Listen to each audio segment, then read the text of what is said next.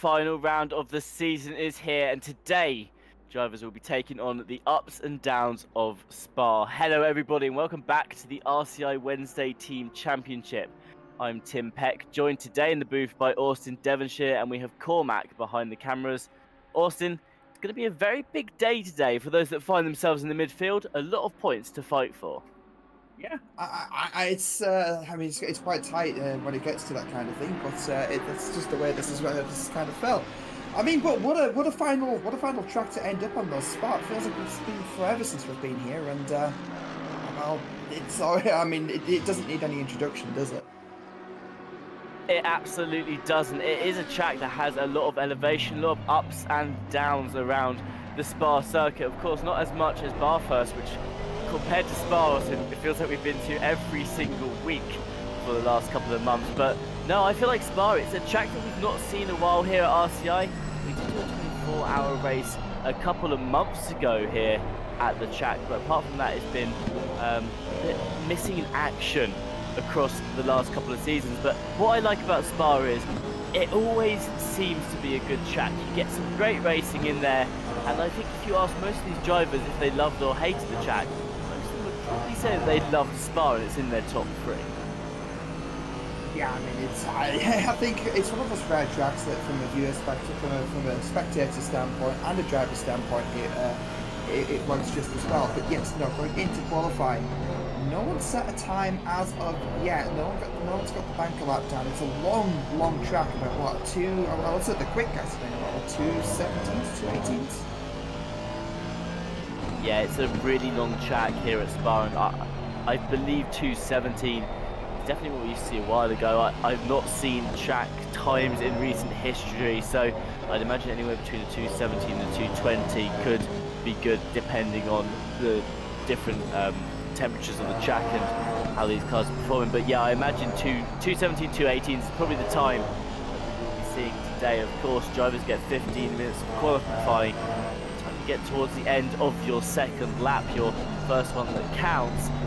We've only got 10 minutes left, so there's not going to be a whole lot of time here in the qualifying session, Austin, to set your fastest lap, which means every lap counts, and at a track like Spa, very easy to accidentally invalidate your lap by going that little bit too wide. You see Verstappen, they're getting very close to the edge of the track, slowing the car a little bit. Does manage to catch it though, and that should still be valid for the 747. Yeah, no, that car's been sliding all over in practice as well from what we were watching as well, with very twitchy setup, but again, that can work up here going up the likes of Eau Rouge, just trying to keep the car stable under throttle, but when loading the car up for the mid-corner, it seems to kind of upset the balance. But no, you're completely correct with track limits though. I mean, we've all seen the gif of the iRacing 0x track limit penalties. But yeah, Spa track limits name it more iconic too. And I was about to say, actually, I think we'll see a 260, and I believe. And there's Verstappen opening up with a 217 dead. So any improvement on that will basically bring that 216 that we were just thinking. Well, Austin, if you were a betting man, you'd have done very well today. 217 almost on the dot is Verstappen's opening qualifying lap. Behind you can see Bar has put themselves 2 attempts behind. Jordan Daly softened himself up into that top 3, just 6 attempts off the back of Verstappen there, with Vucek also coming in the P4, a couple of hundredths off the back of Daly. So as qualifying continues to filter on, you'll see the first set of times coming through. Anyone invalidating their lap, you won't see that just yet. Although Hobson already returning to the pits, Austin. I mean, if you're going to do it in qualifying, you have to do it early here today. Hobson clearly not happy with how that car's handling, has returned to the pits very early. Will need to get back out equally as quickly if they want to spend the most time on track setting those fast laps. That's it. I mean, P9, it's not terrible. I mean, it's not in the midfield, but at the same time, we did say in the midfield, that's every point to play for, and starting, you want to get as good an advantage as you can. Piotr Dominicus coming across the line now, and that's in P13, so that will be an improvement. Well, obviously they didn't have a time on the board at all, so that's 1.5 seconds off of the likes of Verstappen. Hellman, Eraser and Bijal still to set a time. Verstappen still holding provisional pole. Absolutely, and of course a big warm welcome to all of you that are joining us today in the chat. Verstappen there looked to be going a bit too wide on the exit of that corner. We'll see whether that time holds, but according to Cormac, our broadcaster, that will be an invalidation. So Verstappen there perfectly showcasing why you have to be careful here around Spa. But a big warm welcome to all of you at chat. We've seen a couple of you joining in with the hype already. Ash Bibby returns to the chat, same as Jay Bubbins. We've also got Free Wide, Dorber and Kevin Boss, who will be racing today, making an appearance in the chat today as well. A big welcome to you guys and thank you for your continued support. John Daly about to cross the line. They have improved massively on their track time here, although coming out the final corner looks a little bit squirrely, and that is going to ruin the delta that they just had. So John Daly now with a new lap time of a 2:17.4. That's going to be enough to keep them inside that top four, Austin, but now we know there's definitely improvement for Daly as long as they can just nail that final corner. That's it. But I mean, it's a difficult corner to kind of nail the bus stop. It's such a weird geometry, kind of try to set the car up for the exit of the second part of the chicane, coming down the start finish line. It kind of like cuts back on itself. I don't know about anybody else in the chat, but that's certainly a corner I've always struggled at. Shipston coming along across the line in P8 currently still. So chasing down the likes of, I believe, that was one of the BMWs in front. That might actually impede their lap a little bit. Redford crossing the line, and that will be an improvement for P17 to P13. Still 1.175 seconds off of Verstappen. Two Hondas out on the track today, and when we were talking to Kevin Boss earlier, who's behind the wheel of the number 31, as well as Piotr Dominicus, you know, that he said that the Honda is definitely going to be sliding about the place today. The car not feeling great out on track at Spa, and for those of you at home who are wondering why we're pronouncing it Piotr Dominicus, that's because we do know Dominicus, and they are a huge fan of otters, so they like to go by Piotr as a little sentiment to the animal that they love. And I believe, I might be incorrect here, Austin, I know on the old car they did, but sometimes that wheelie slow racing team number 31 does have a little tribute to otters on it as well.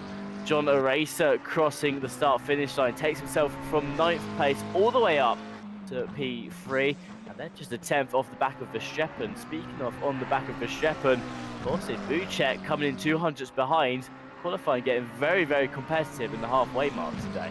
Yeah, it looks like I'm not alone in thinking about the 16s. Dorber in the chat's also saying optimum and track temps, definitely 16s. And yeah, no, I mean optimum track, cloudy forecast with 17 degrees. It's prime conditions to get that 16. And there it is, actually, as we're talking about it. That's for Verstappen with the 16.6. Wow, okay. He's not sitting around. He absolutely is not messing around. Verstappen improving their chances at securing that pole position by pushing their time down to a 2:16.640. George Barr crossing the line is just 3 tenths off the back of Verstappen there. 2 tenths, sorry, and 700ths to be exact. But Verstappen today, we've got Jesse Lee also helping us behind the cameras. They're providing some analysis throughout the event, Austin, and they've told us that the goal for Verstappen today is to secure P2 in the championship overall. If we start on that pole position, that is going to massively help them out today with their goal. Of course, the number 64 Buchek is the team that is currently sitting in P2, so they do have to score ahead of them.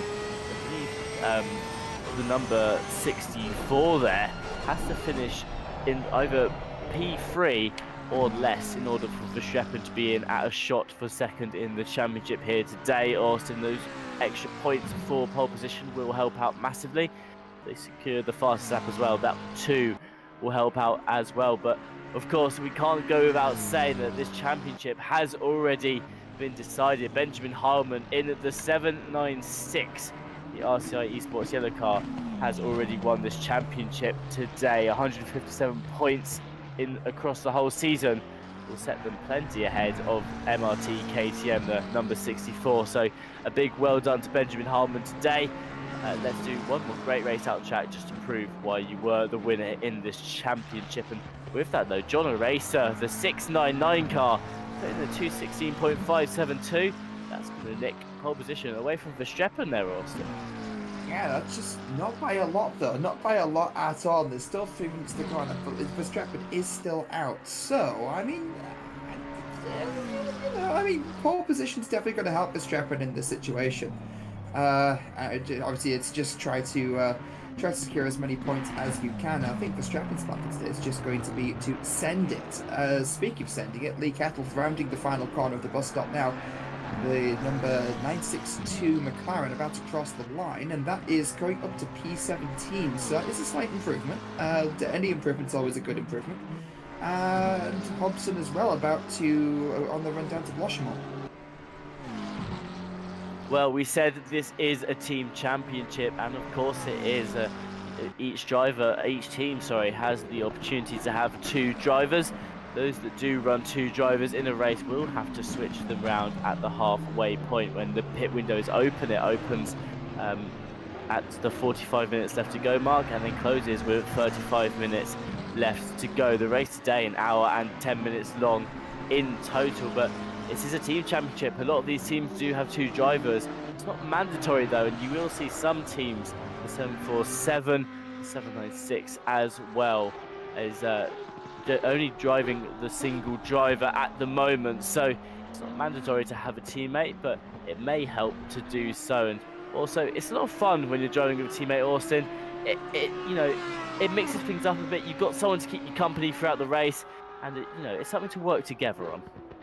Yeah, it's no, I can definitely see that. I mean, because it's an hour and 20-minute race, so you get a decent amount of seat time too. So and again, like it's all the better if you're one of the slower drivers like me, because you just approach one of your fast friends like, hey, do you want to team up for this RCI event?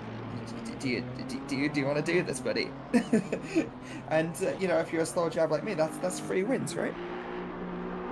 That is one way you can do it. You can always team up with someone who you think is pretty fast, and that can help you put yourself up into higher positions where you wouldn't have previously thought you were racing. And also, again, for some drivers, it's just a good chance to drive around with someone else as well, not take the full burden of an hour and 10 minutes on your back. But you know what, Austin? I'm the same as you. If I had to do an event like this, I'd be asking my fastest friends to carry me into those high up positions. Just want to call a friend. Hi, Max. But Verstappen crossing the line is not going to be an improvement. That's a 2:17.175. So it's 55 seconds of qualifying. I believe Verstappen should have another lap, and they are taking it going down the Lassalle's hairpin. Buszek coming through, and that will be an improvement in terms of time. P4 in the on the standings, and Benjamin Heilmann coming around Bloshemont now.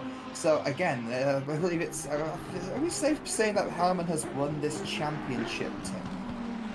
Yes, we are absolutely safe in saying that Benjamin Heilmann has won this championship. For those of you that are wondering how we have worked that out already, the use of a drop round in this series means that it's physically impossible for Benjamin Heilmann to not score enough points today across the season as a whole. Over at Suzuka, come in second place, scored them a nice 35 points at the beginning. They then won 2 weeks in a row, first at Laguna Seca and then again Stone a week later, which will massively improve their position in the championship, as well as another second place at Bathurst. And then last week at the Hungaroring, winning the race again, Austin, means that even if they completely crash out the race and lose today, if they disconnect from the server, hey, if they don't even show up, the drop round will make sure that they still hold on to that first place position. So again, a huge congratulations to Benjamin Heilmann for their performance across the season. That being said though, Jesse Lee said in the Lambo, we're probably expecting that car to be a little bit higher than it has been performing so far in the qualifying session. Of course, recently done a lap that's brought them up from 6th to 4th, but still, that is your championship winner, currently struggling to get towards those that are fighting for pole at the moment. Buszek coming around now into the 3rd sector. They're trying to improve their lap time. A couple of cars already finished qualifying today. Carlos Glaciers in the 2.56, one of those to do so, has a provisional 7th place, and Shipston all the way down 12th. That's the end of their qualifying as well. Got a lot more cars there now since return to the pits. John Racer being one of them, who is in a provisional pole at 2:16.572.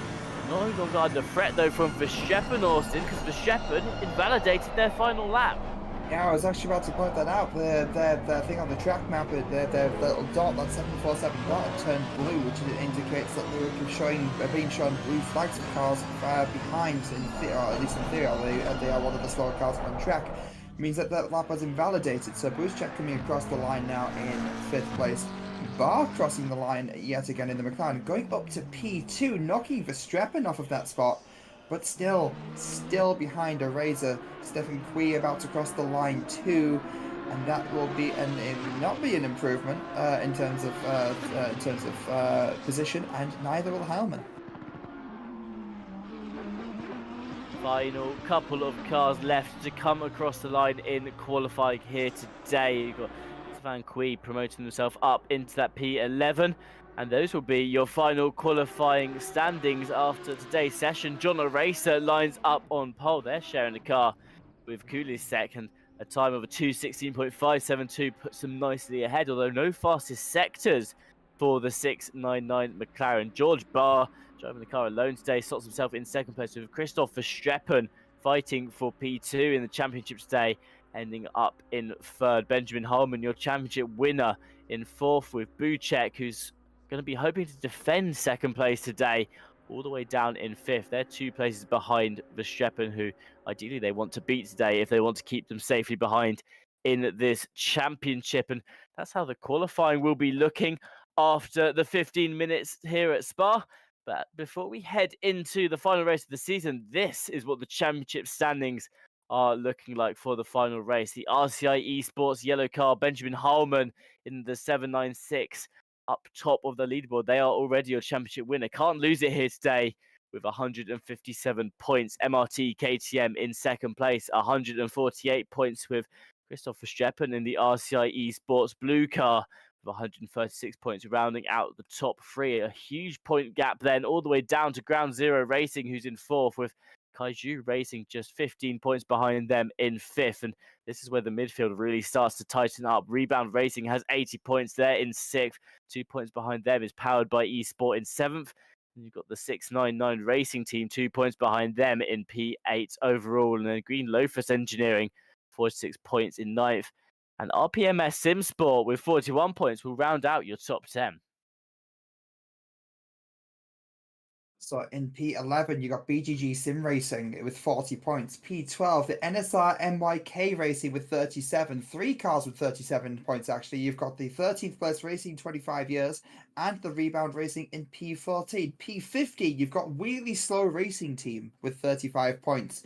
29 points, 16th place Race Ventura. 17th place, also 29 points, Simulation Esport. 18th place with 23 points, BGG Sim Racing. 90th place, also 23 points, Kaiju Racing, and 20th place, Spain without the A. 21st place, you've got Club Formula Spain with 13 points. 22nd place, you've got Just Gamers. 23rd place, you've got X1 Motorsport SBR RXK. 24th place, LPR Lotus Pass Racing. 25th place, The Phoenix, and everybody else is signed out.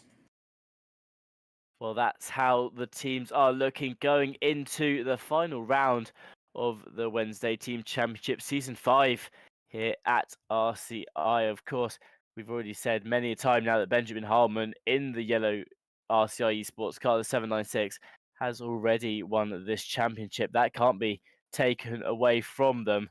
However, the fight for 2nd place still very much up for grabs right now. Of course, Jesse Lee, our analyst, has worked out that in order to do so, the 747 needs to finish in 1st in this race, and the number 64 will have to finish off the podium, and that is how the 747, the RCI Esports Blue, can beat the MRT KTM here today. So for Verstappen, they're going to be hoping to keep the number 64 Buzek off that podium, and they themselves in turn need to win the race. So, you know, Austin, there's only so much you can do in that situation.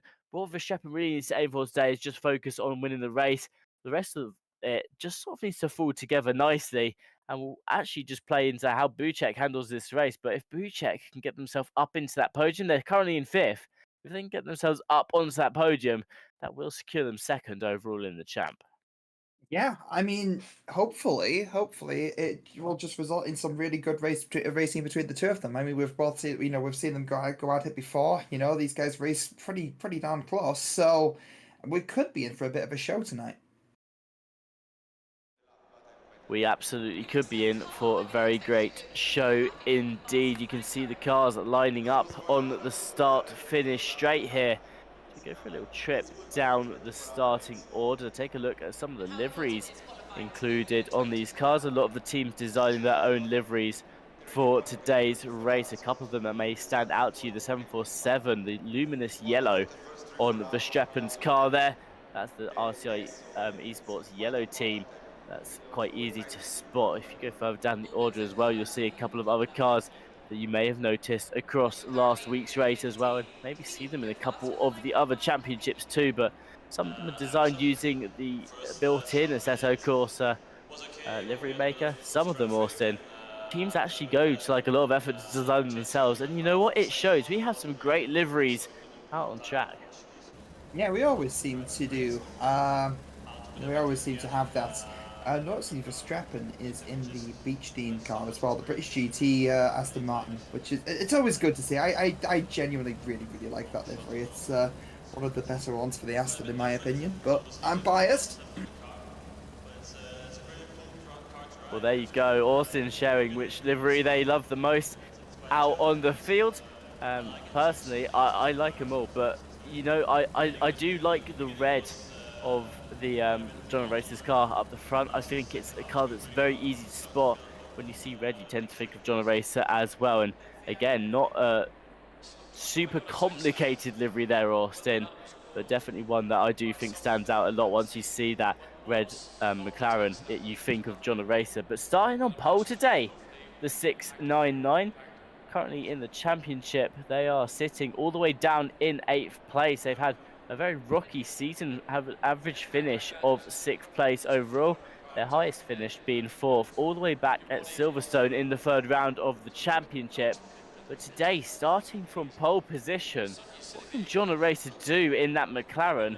Well, we hear it's very good at Spa, which means probably quite a lot for the 699 driver.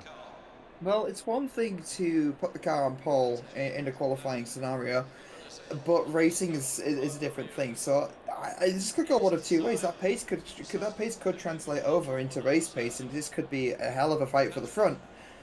But there's also the chance that that McLaren might start getting a little bit put under a decent amount of pressure. And that, I mean, that could be just as spicy. So we'll have to see how this one pans out. Absolutely, keep your eyes peeled on today's race. Of course, the start-finish straight, different for where the start of the race is and where the start-finish line is. So cars will be speeding up as they come down the hill, down towards Eau Rouge and the Radlon corner. So that's where the start of the race will occur. Start-finish line itself, though, Austin, back on the straight beforehand. It's a little weird one at Spa because of how the pit lane is, and that brings me on to my next point of you do not want to be taking an extra trip down the pit lane today. You want to be keeping that car in perfect condition, because going into the pit lane at Spa is going to cost you a lot of time, and that's going to be a real aim for, I believe, a lot of the teams today, also, is keeping that car out of trouble, maintaining the car so that it doesn't pick up too much damage, because if you go into the pit lane a second time, that's it. That is your hopes for a top 10 finish gone out the window. That could even take you completely out of the fight altogether. So maintenance is the key for today, and not damaging the car. Yeah, that's a good point about the pit lane, because it does go out of Belgium, through Germany, back into Belgium. You need documents to actually get through the pit lane here. It takes that long, so yeah, no, that's a really good point to bring up, Tim. I start in the formation now on the back of the wing of that'll be a Razor, but the UI seems like because it was a Razor on pole, right? I'm not going crazy, because that says Thomas Kulisek and the of course it's the teams.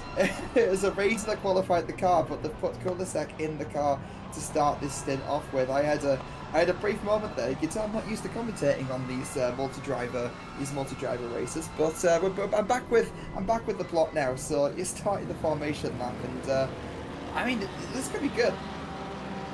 It absolutely could be, and yeah, for those of you that also confused alongside Austin there, do not let the leader now conceive you. Kulisek, of course, the teammate of John Aracer.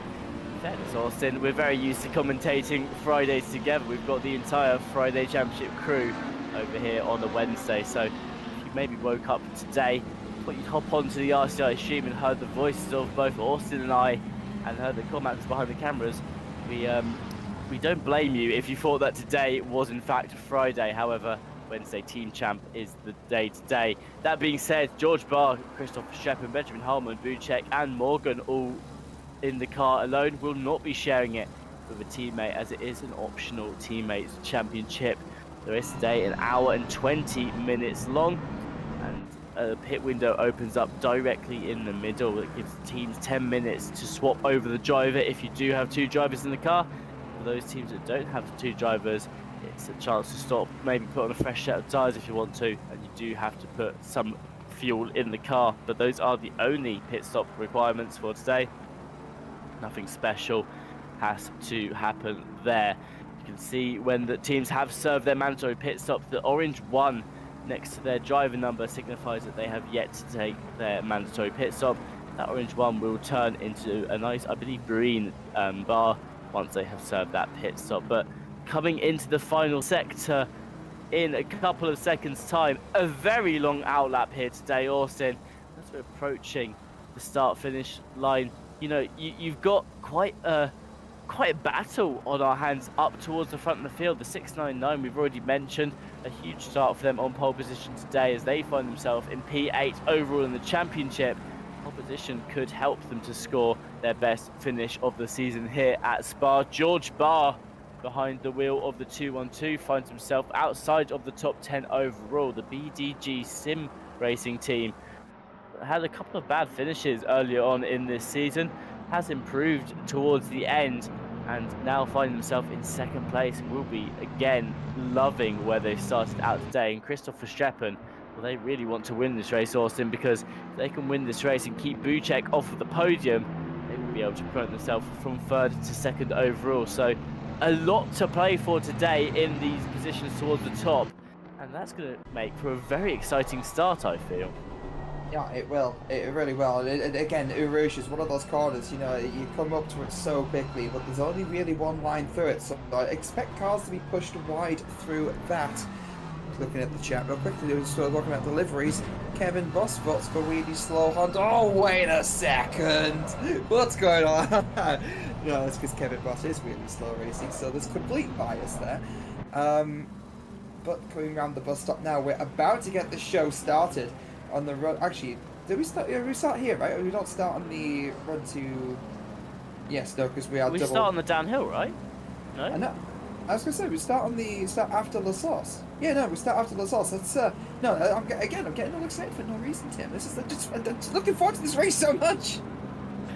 Drivers are now getting into double file, but I'm with you on that one, Austin. I'm very excited for this race to start. It does, of course, though, start on the downhill section. I think just because there's that little bit more room heading down towards Eau Rouge at the bottom of the hill, and going around the corner, it almost looked like the cars were starting straight away there on the exit of the hairpin. Of course, that's not the case. They do have to get a lot further down the track, but it just promotes that little extra bit of room. Kulisek, though, lining up on the inside of the track. They'll start a little bit ahead of George Barr in the 212, who you can see in the black car lingering on the left-hand side now. So can they hold on to this pole position that their teammate John Aracer has started for them? And that is very much going to be the case. Cars taking it very, very easy up Eau Rouge and through Raslon, but Verstappen, they're bullying their way up through the field, already alongside with George Barr. It's going to be a neck-and-neck drag race all the way down to the end of this long straight. George Barr holding on to the inside, but it looks like Verstappen might just have that momentum coming out of Eau Rouge to push them up in second place, and they do. That's going to put the 747 up into P2, and with that, their hopes of a win today get even bigger. That was it. Got a little bit of contact there from Verstappen and Bar going up Eau Rouge there. No live steering for this event. Got to be noted. The steering will be figured out after the race, but yeah, there's no steering during the race itself. Jordan Daly chasing down Beale in the number 7 Porsche, coming down through No Name now into Coulon, but still side by side, speeding side by side. That is also Stephen Quay trying to make a move onto Roscoe, and just having to tuck back in, and people are just finding their order really at this point in time. Absolutely, just trying to find where they want to place on the field, maybe taking that extra bit cautious as well, knowing that if you get too much damage at the beginning of this race, that is an extra pit stop you cannot afford to take. Thomas Kulisek already on the defence against the 747, the car of Christopher Verstappen, the Aston Martin driver, looming all around the rear of the back of that McLaren. Of course, Verstappen, a driver that is no stranger to victories here at RCI. A very, very quick driver who has taken multiple championships home across Fridays, Thursdays, Mondays, even a couple of their own on Wednesdays as well. So they want to get up into the lead of this race as quickly as possible, and already looming towards the inside now as we approach the final chicane on the track. On the inside is there, Kulisek overshooting the corner a little bit, and contact between the two means both are able to stay on the track. But looked very sketchy for a second there. Verstappen though takes the lead of this race. Kulisek getting swallowed up by George Barr. Yeah, no, that was quite close actually. I thought Verstappen was going to get turned. It's so easy to kind of get turned in this game with light contact like that. It just looked like Kulisek just kind of overshot the braking spot just a little bit and pushed them wide, and that rejoin was just enough to the contact was just enough to set them back. They're now sitting back down in, I believe that is 5th place. Don't quote me wrong, don't quote me there, but that's also another car spearing towards the grass there. It looks like they kept it out of the barrier. There's no yellow flag, no one stopped on the track map, but that was a car that was a little bit out of control, a little bit sketchy at the top of the hill there. Verstappen, now your leader of this race. Benjamin Harman, your championship winner, up into P2. The 796, just 3 tenths off the back of Christoph Verstappen. George Barr rounding out that podium. The 212 hoping to score a huge finish here today, the final race of the season. Finds himself 3 tenths off the back of Benjamin Harman as well. And Sebastian Morgan currently on your screens right now. They were the latest car to find an overtake on Kulisek. The 699 falling all the way down to P6's Carlos Classiud in the 256 here, lining up an overtake potentially on John Daly. Goes towards the inside on the left hand there, and will continue to linger. They're not out of the battles yet though, as John Daly will be able to fend them off, keeps the momentum around the outside, and is now on the defence, cutting any exit in the 256. Hopes to find, although again there Carlos maybe just looking for a quick dive down the inside to put the Audi alongside the Mercedes. Well, John Daly on the defence, Austin, as they now come up to the back of Kulisek. It's going to be a three-way fight for P6. It is, and I mean, right now, Kulisek will want to make up those spaces again. It can't feel good making a tiny little mistake like that, and it has such huge consequences, especially early on in the race. Looking back, again, John Daly, really quick driving. There's a few kind of big names on the grid right now, but if there's any of the drivers you do not want in the rear view, it's Daly. It definitely says what Daly's been on a bit of a string recently with RCI. They've done really well in the Friday Championship. They actually took, was it not last week, but the week before that race at. Oh, huge stint! Yeah, that's what I mean. He does that. He wins these, Tim. He wins these. Jordan Daly there, just going to the right-hand side at the very last second, throwing themselves through the first corner of this track, and Kulisek not wanting to put up any fight there to hold off the 197. Austin, you called it. John Daly, not someone who you want in your mirrors, not someone you have to worry about in your mirrors for too long. What's happened there? It looks like a car falling down the order very, very quickly. It is the 699 of Kulisek that has completely fallen out of the fight altogether, dropped all the way through the field, going very slowly now along the long straight just after Radulon. We're going to try and get some information there, Austin, on what has happened to the 699. Race replay will hopefully show us if they've got involved in the incident. You can see right there at the top of Eau Rouge leading into Radulon, car in the right-hand wall. where the pit lane feeds back onto the track, and that's why you see the 699 crawling up the field. That is another car though was going incredibly slowly there. I wonder if they caught someone else up in that whole fiasco, as there was a luminous yellow car also dropping down the field very quickly. Something I want to mention quickly, Kevin Boss, driver for Wheelie Slow Racing Team. They've been in the chat already a couple of times shouting out about their team. They started all the way down in P19, Austin. Piotr Dominicus all the way up now into P14. It's a 5-place improvement for the number 31, the Wheelie Slow Racing Team. So they're doing very well in these early stages, and this is something that we see happen quite a lot, and it's a perfectly reasonable tactic. Just keep out of trouble and focus on your lap times. Pick off a couple of places simply by just keeping it all together on the field. Point of racing, Jim. Just keeping it clean. All right. I know what you mean. I know exactly what you mean. It's taking extra care to not take any risks, I think is what you're trying to say. You know, just try and keep the car out of trouble completely. Let people have their accidents around you, and don't focus straight on being aggressive off the bat, because having that preservation of driving at 8/10s is often enough. That's one of the Lamborghinis going. That's going around Piotr, sorry. Because the two NSXs were about to have a bit of a fight themselves, but it's still on. That's still on. There's just a bit of a train forming around Piotr there. But I believe there's also some cars that had not the best opening laps. Biel was actually fighting with Daly at one point in time. They're now in P18, and I believe Hobson as well was up there and also dropped down the field. Yeah, absolutely. A couple of cars not having those ideal opening laps, and as you just said, now falling back through the order. So far, Piotr Dominicus letting through the Lamborghini, knows that the 701 was going incredibly fast at one point in this race. It's now opted into just trying to stay close to the rear of them, as the Iron Lynx now focuses on climbing back up through the field. You mentioned the two Hondas battling it out near each other. Both teams have since come into our chat here today over on YouTube and mentioned that they're not enjoying the Honda out on track today. I saw both Mike Redford and Kevin Boss, who is the second driver in the number 31 car. They were both saying that the Honda very, very sketchy here at Spa today.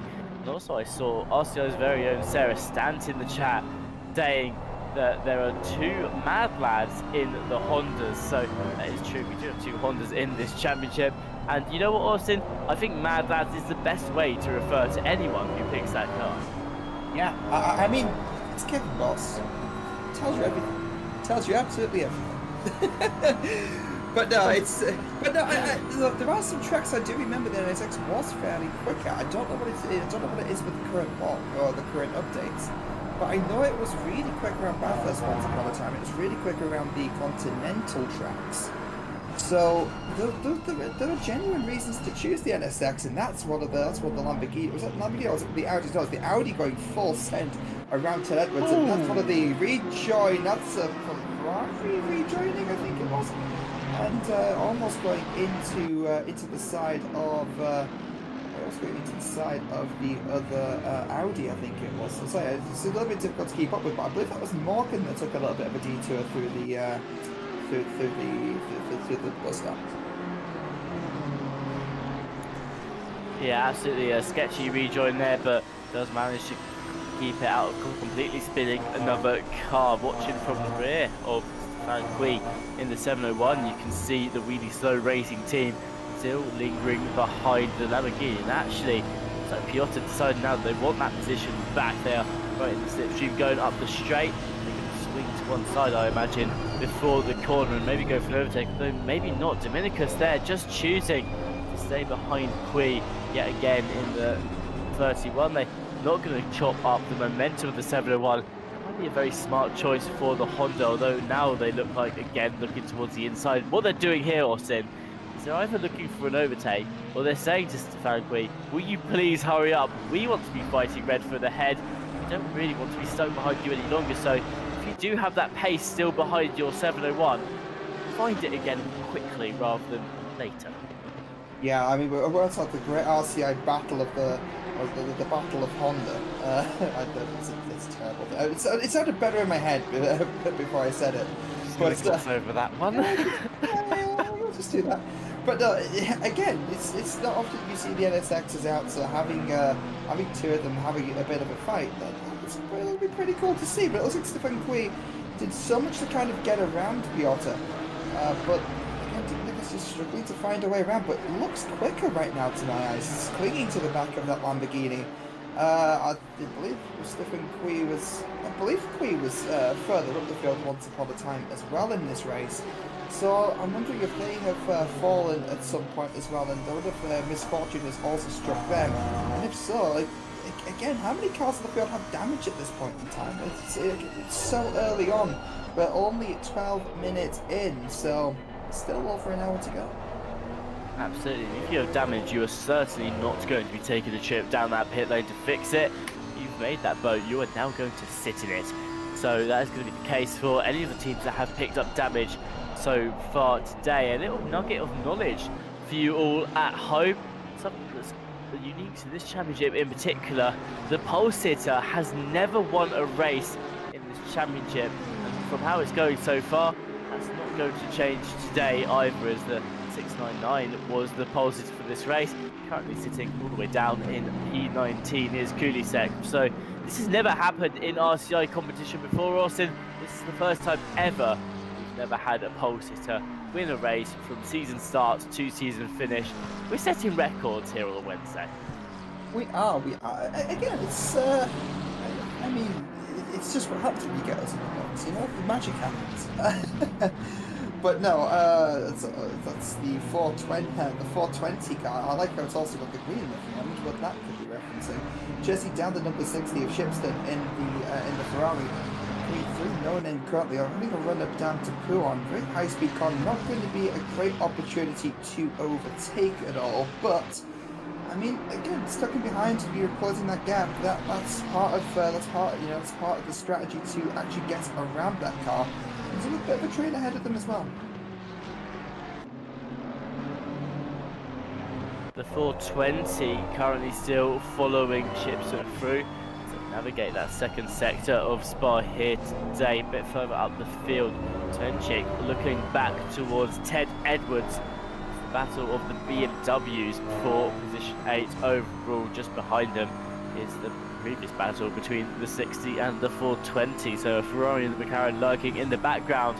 But the big focus for now for Svenček is on Ted Edwards, who's been taking up the mirror of the 107 for the first 14 minutes of this race. Because BMW, a very, very big car, Austin, has been taking up a lot of room on the track. That does make defending slightly easier. But it also means when you're in someone's mirror, it can be very, very intimidating. Not so much on another BMW. One of my favourite broadcasting shots in ACC of all time, Austin, is when you're watching from something like an Audi or a McLaren, you're looking through their rearview mirror at a BMW behind. Honestly, that's a bit spooky, especially in these Halloween months. Oh yeah, try it in VR. you really appreciate the size difference between these cars in VR a whole lot more, and yeah, it's I know what you mean. The BMW is a bit of a monster. I mean, it's also fairly quick too. Speaking of fairly quick, that's also Ted Edwards pulling into the slipstream of Svenček, just trying to find a way around. Will want to as soon as they can, because looking like that gap between Svenček and Roskamp is closing, and I mean, that train forming behind, it looks like the cars behind do have the legs on pace, like the likes of Ted Edwards, Shipston, and the 420 of the McLaren. It looks like they do have the pace on Svenček, but doesn't really have the... but Svenček just is defending pretty hard. It's hard to get around the BMW. It absolutely is, and for Charles at the back of this train, you know, that's a stressful situation in itself, because they have more pace on Shipston right now. That McLaren has been trying to overtake that Ferrari for a couple of laps. But if you go, Austin, I mean, if you do manage to get alongside the Ferrari, it's going to be very hard to actually get the overtake off, because you'll be straight from the number 60 Shipston straight into the hands of Ted Edwards ahead in the BMW as well. When you're fighting neck and neck through corners, all of those cars are going to bunch up. It's very hard to find a way through from one to the other. So for Austria Charles right now, their entire job is basically to just sit and wait and watch this battle unfold. And when it disperses that little bit, it slowly starts to pick off the cars one by one. Of course, no gap between Shipson and Ted Edwards right now. 8 tenths and 400, splitting up the BMW from the Ferrari. Maybe Oshishars can look for something here, but it's going to have to be very quick if they do so, because like I said, you can already see going for this corner. If they were alongside Shipson there's nowhere for that 420 to go. They'll be right in the rear of the number 8. So, you know, picking off the competition one by one, it's going to take patience. We've got an hour and 20-minute long race, Austin. We've still got an hour left to go. You know, patience you can have. It's an endurance at this point. That's it. I mean, it's almost like that's the premise of the championship. I'm sorry, Tim. I'm really sassy today, and I don't know why. But yeah, Christopher's jumping. This is actually quite close at the front, actually, Tim. I'm not just trying to segue from bullying you for just a moment. But no, Chris, it's really tight at the front. It's not. Obviously, we knew Verstappen and Hamilton would be quite tight, but that's George Barr as well, right behind Hamilton. So Hamilton under a little bit of pressure here potentially too. This might turn into a three-way fight for not just podiums, but for the lead. Absolutely. Another bit of knowledge that we've just had from our analyst Jesse Lee is that in the early stages of this race, Austin, not a whole lot of actual bodywork damage is going to be had on most of these cars. We're thinking minimal at best, with maybe one or two exceptions. However, the damage to the tyres is going to be incredibly high. A lot of the teams going for long slides as they overshot themselves into a couple of the corners, and that would have torn up the tyres a little bit, which means, you know, that's why you're seeing a lot of struggling for these teams as they navigate through the field. Lots of slipping and sliding and losing the rear. Those tyres already in very bad condition, and we're still 25 minutes away from that pit window opening. Let's go on those tyres that extra little bit longer before you're actually able to properly swap them out. Shipson again on our screens. They've closed that gap to Ted Edwards ahead, coming down the twisty curvy final sector on this track. What can the Ferrari do against the BMW here? There has to be a lot of bullying, getting your elbows out for Shipson behind the wheel of the Ferrari, because the BMW's got a lot of power and a lot of kick coming out the corner, and it looks like they're doing just that. The number 60 heading towards the left-hand side of the chicane. Can't quite find it alongside yet, and we'll have to tuck back into the slipstream of Ted Edwards' BMW there. See how that BMW just holds itself together in a straight line. Its acceleration able to fight back the momentum from the Ferrari. The Shipson all over the rear of the number 8 here. That's given Svenchak an opportunity to burst away. They're a second away from Ted Edwards now. Shipson looking very, very feisty as we get into this race, Austin. Yeah, no, that's Ted Edwards going from one fight straight back into another. But you make a really good point there with the tyres and sliding around. Yeah, obviously it's a longer race, so you have to really kind of preserve the tyres, but you can mitigate that a little bit in setups. Speaking of setups, let's take a moment to thank our partner, Go Setups, for esports setups and safer alternatives that for anyone could drive. So go visit Go Setups to get up to GoSetups.com to get up to pace today. But wait, what's this? Say you get into a slide anyway, you need to learn how to correct that, right? Well, Driver61 can help you, and you can get 25% off your driver coaching by using the discount code, link in the description, by going to Driver61.com. How are you going to do? What equipment do you use with this one, Tim? I've got the solution. It's Fanatec, the leader in DD hardware. Go check out the latest deals by visiting our link below. Also, a massive thank you for Digital Motorsports. They've got the one-stop shop, and they've got the rig builder that you can kind of configure everything onto. Also, a massive thank you to AK Esports for providing our server solutions. So that's a moment to thank our partners, and I think that was smooth, Tim. You know what, it was almost fitting that Ted Edwards was on the screen there for the entire time he did that, Austin, because much like Ted Edwards, he did a lovely segue into the partners for today's race there. And of course, like Austin mentioned, several different partners offering several different things on offer there. RCI, of course, does provide some discount codes for those of you to get your hands on some new gear or driver coaching as well. So head into the description of this video and you can find out more on each of those partners as well. But We continue the fight now. Shipston continues their chase on Ted Edwards. Ted Edwards tries to reel back in Svenchek, and so far so good that BMW now just 4 attempts ahead of the number 8. Looks like Oshachars in the 420 falling off the back of this battle for now, but the thing is, Austin, is if you've got a bunch of drivers battling ahead of you, you're almost guaranteed to be able to catch back up again. So again, Oshachars, they might be at the rear of this battle, but it's not all bad news for the McLaren driver. No, not at all. Not at all. It's just biding your time. Let everyone have the scrap in front, and as you say, hopefully they'll make a mistake. But thinking of making a mistake, that's Hellman on the move to Verstappen going down into the car. But Verstappen will have the inside line at least for now. He doesn't have the overlap. Obviously, Hellman, you know, we know him around here as RCI, as affectionately as Stewie.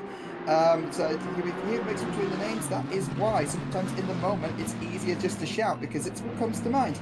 But no, Verstappen holding on to the lead from Hellman, and the two will have to follow side by side and pulling a bit of a gap there on Bar. And it looks like Bar's falling back into Buschek.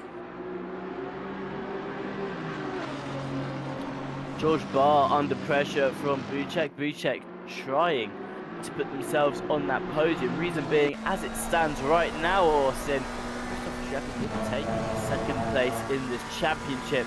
We're currently using this race. Buschek not finding themselves on that final spot in the podium because they're not scoring enough points to defend the amount that Verstappen will get to put them up into second place. That being said, we were wondering today, Benjamin Harmon having already secured their championship, they've already won, Austin. They don't even have to be here if they don't want to. We were wondering if they'd put up much of a fight to Christoph Verstappen, or with the knowledge that Verstappen is desperate for that win in mind, they'd maybe lay off a little bit. Doesn't look like that's going to be the case. Benjamin Harmon says, just because I've already won this championship doesn't mean I can't win another race. Let me have a go at Christoph. And those two up at the front battling it out.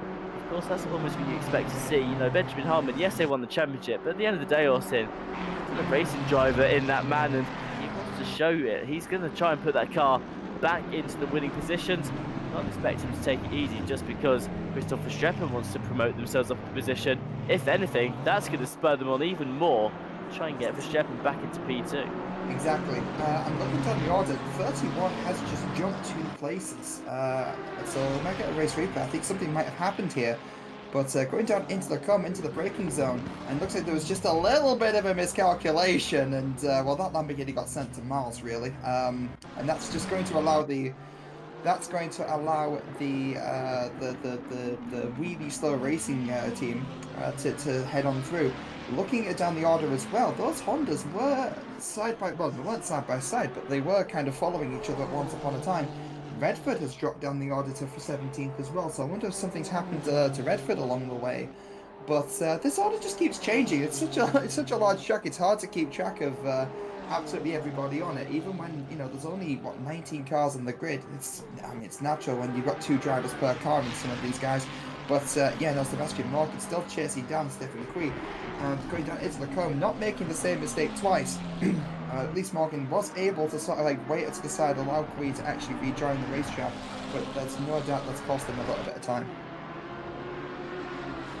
Piotr Dominicus behind the wheel right now for the number 31, the really slow racing team.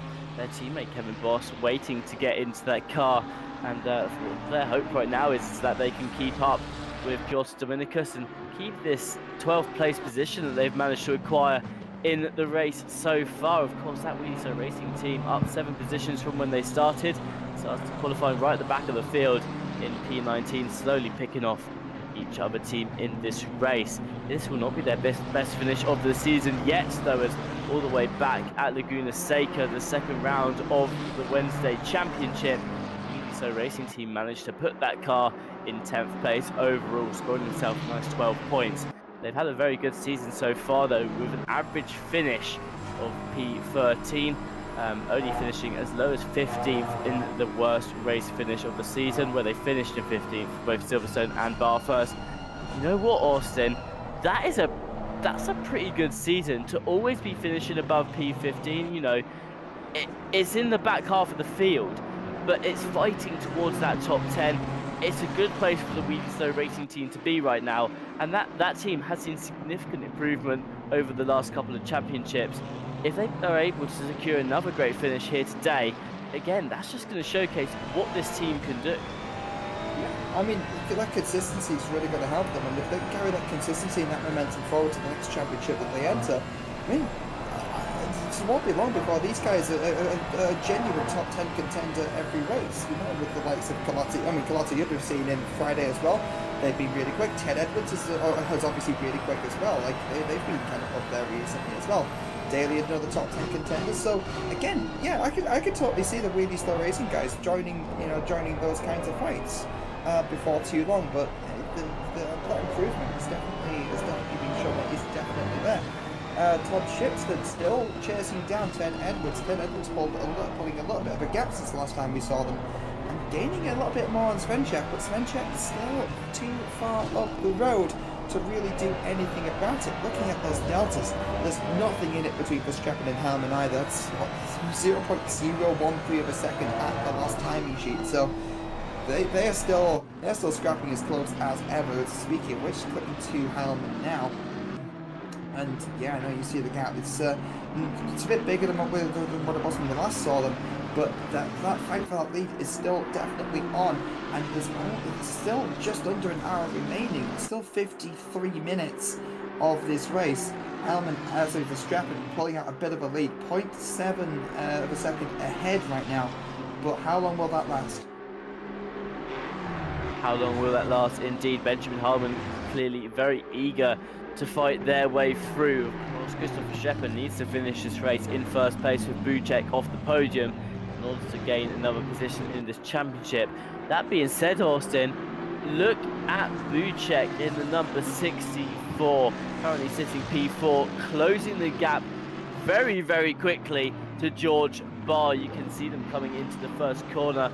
The gap between the Mercedes and the McLaren almost nothing, and Buchek looking to find their way onto that final spot of the podium. If they do so, they will secure P2 in the championship overall.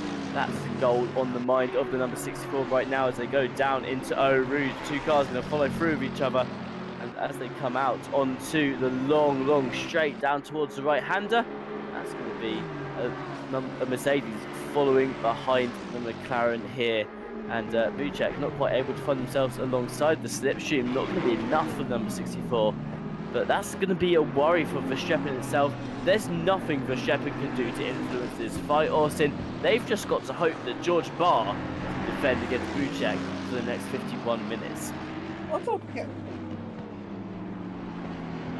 Don't forget as well that Verstappen at least has Helman as a little bit of a buffer. So if anything, Verstappen will want... oh wait, hold on. I might be a little bit behind here. So looking at the replay, a little bit of a bump they're going to look on, which has favoured Verstappen. Verstappen still holds the lead of this, and has bumped Helman back just a little bit, but not before too long. But no, you'd have the likes of Barr catching up. I mean, that's definitely a possibility. But again, they'll have to get through Helman first to get to Verstappen. So for the time being, maybe actually having someone to challenge Helman is something that would be quite a positive thing for Verstappen. Looking at Buchek now, still trying to find a way around Barr going down into its Stablots. But it looks like they've got the pace, so that Mercedes is looking pretty eager.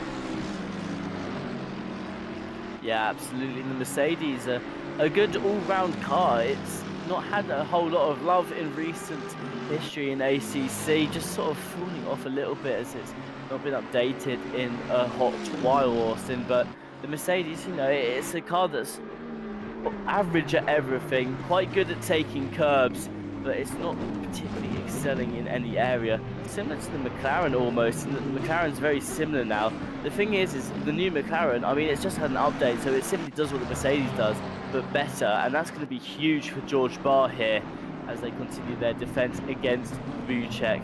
John Daly also in a Mercedes, 2.7 seconds off the back of this fight. They're currently trying to hold off Carlos Colatiad, and we once again go to the battle between Ted Edwards and Shipston. Tom Shipston finding a position there. They're going to promote themselves up into that P9 slot. Ted Edwards falling into the grasp of Ostrachars behind. Looks like the BMW just struggling a little bit in the final sector of Spa here today. Shipston will turn their attention to Svenchek ahead, who's now gained himself almost a 2-second gap to this battle that's been going on behind them. No, that's it. That's a little bit of a buffer. In a buffer, it's actually one of the best things you can have sometimes, just to give yourself that breathing room and that chance to a chance to kind of just reset after because for these fights when they're so close for so long, they are quite mentally draining. So Chipston just about holding on to the legs of Tedder, just want to find that position back, but that's Osterchild's also trying to find a way around Edwards, and I believe Edwards is actually being backed up a little bit into the 420. Um, it's just a bit of a pain train going on.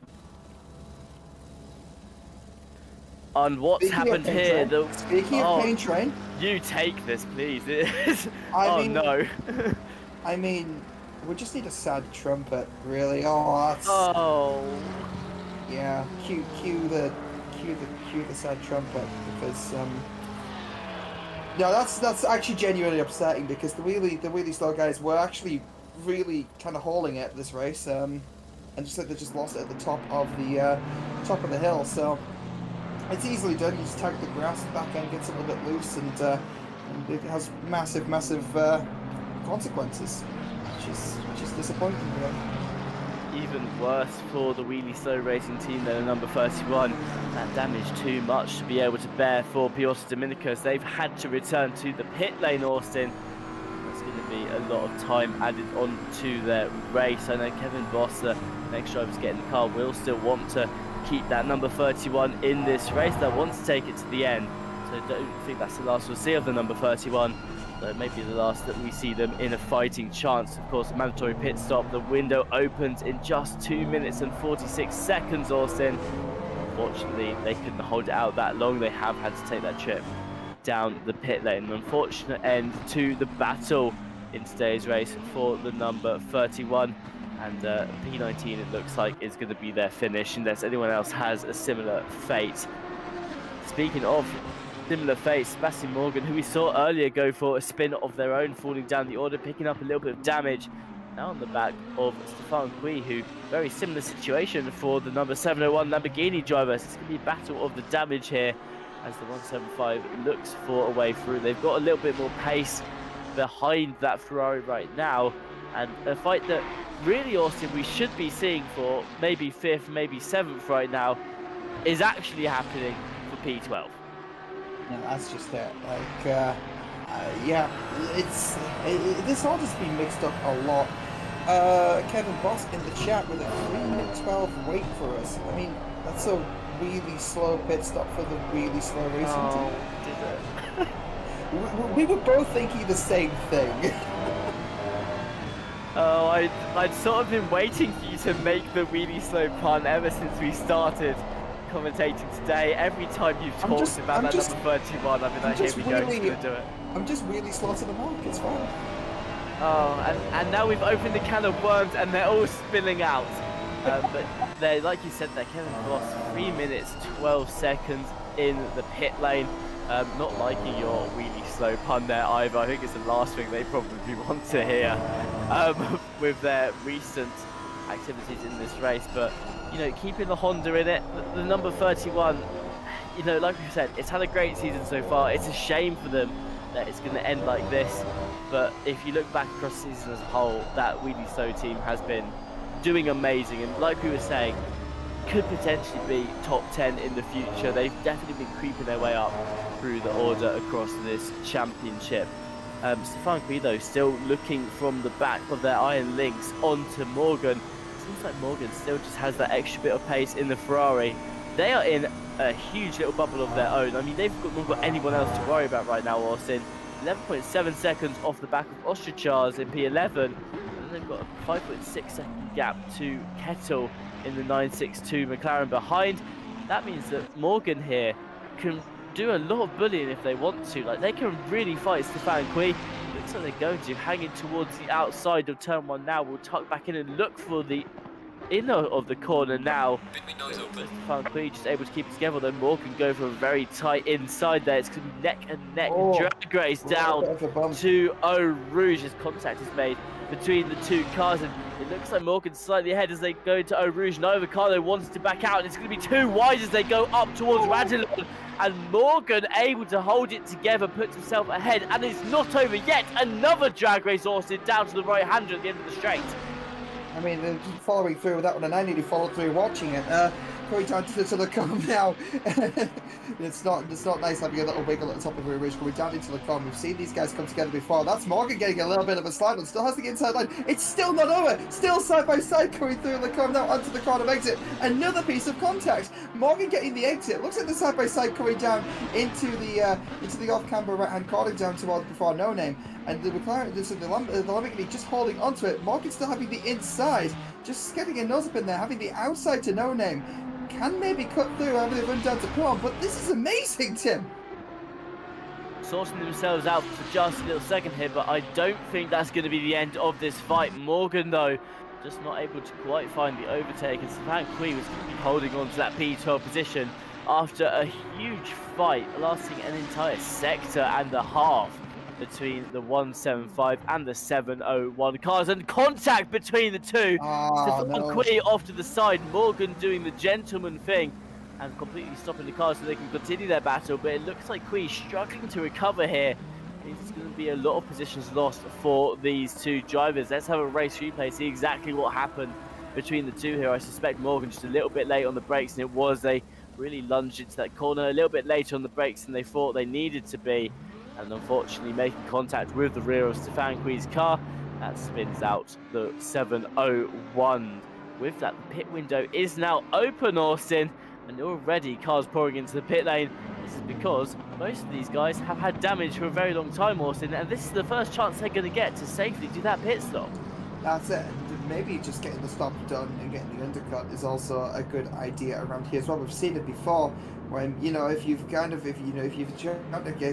just kind of carve a way through and get a little bit of clear air, you know, it's not a terrible idea to kind of like put yourself out into a little bubble and get that stop done sooner rather than later. I mean, it gives you time to get your documents ready because again, it feels like Brucejack's been on that pit limiter for so long, and I mean, because the pit lane actually goes around that hairpin, around the Lassalle's hairpin. So I believe some of the pit boxes are actually on this kind of start-finish straight with the timing line, and some of them are around the corner just before Eau Rouge. So it's a hugely long wait from start to finish that you just lose time on. Jos Dominicus comes out the pit lane after their 3 minutes 12 seconds stationary in the pits. Goes straight back into it to switch the driver over to Kevin Boss to take the final half of this race. A little bit of insight from the action that we've just seen, Austin. Apparently witnesses said that they heard Morgan say, "If I can't have it, no one can," right before they took out Stefan Kui. Of course, that is just a bit of tongue-in-cheek from our analyst there, Jesse Lee. That is definitely not the case, and I'm sure Morgan did not intend take out the 701 there. Both cars though going into the pit lane. It's going to get a little bit interesting here, Austin, because if Stefan Kui has accumulated more damage than Morgan across this race as a whole, Morgan's going to get this position by being in the pits for that little bit less time. I mean, is this a strap? Is this a real racing strap? Just bully? I somehow don't think that I don't think it's the most optimum way when you consider steering and whatnot towards the end of the race after the race is done. So Verstappen coming in to get that undercut on Hellman to at least attempt the undercut, but Bar's also coming, Kalata Yud's coming, Roskam's coming, Svenchek's coming as well. So this might be a really good opportunity for the likes of Shipson and Edwards that were stuck behind Svenchek at first, but Svenchek is actually a few places ahead of them now. So again, like, it just seems to be that when we're not watching, the rest of the field just seems like it gets shifted up, and for various reasons, be it incidents like, you know, like William Morgan's and Dominicus's kind of adventure into the barrier. Well, it just seems to be this. It had to be said. It had to be said.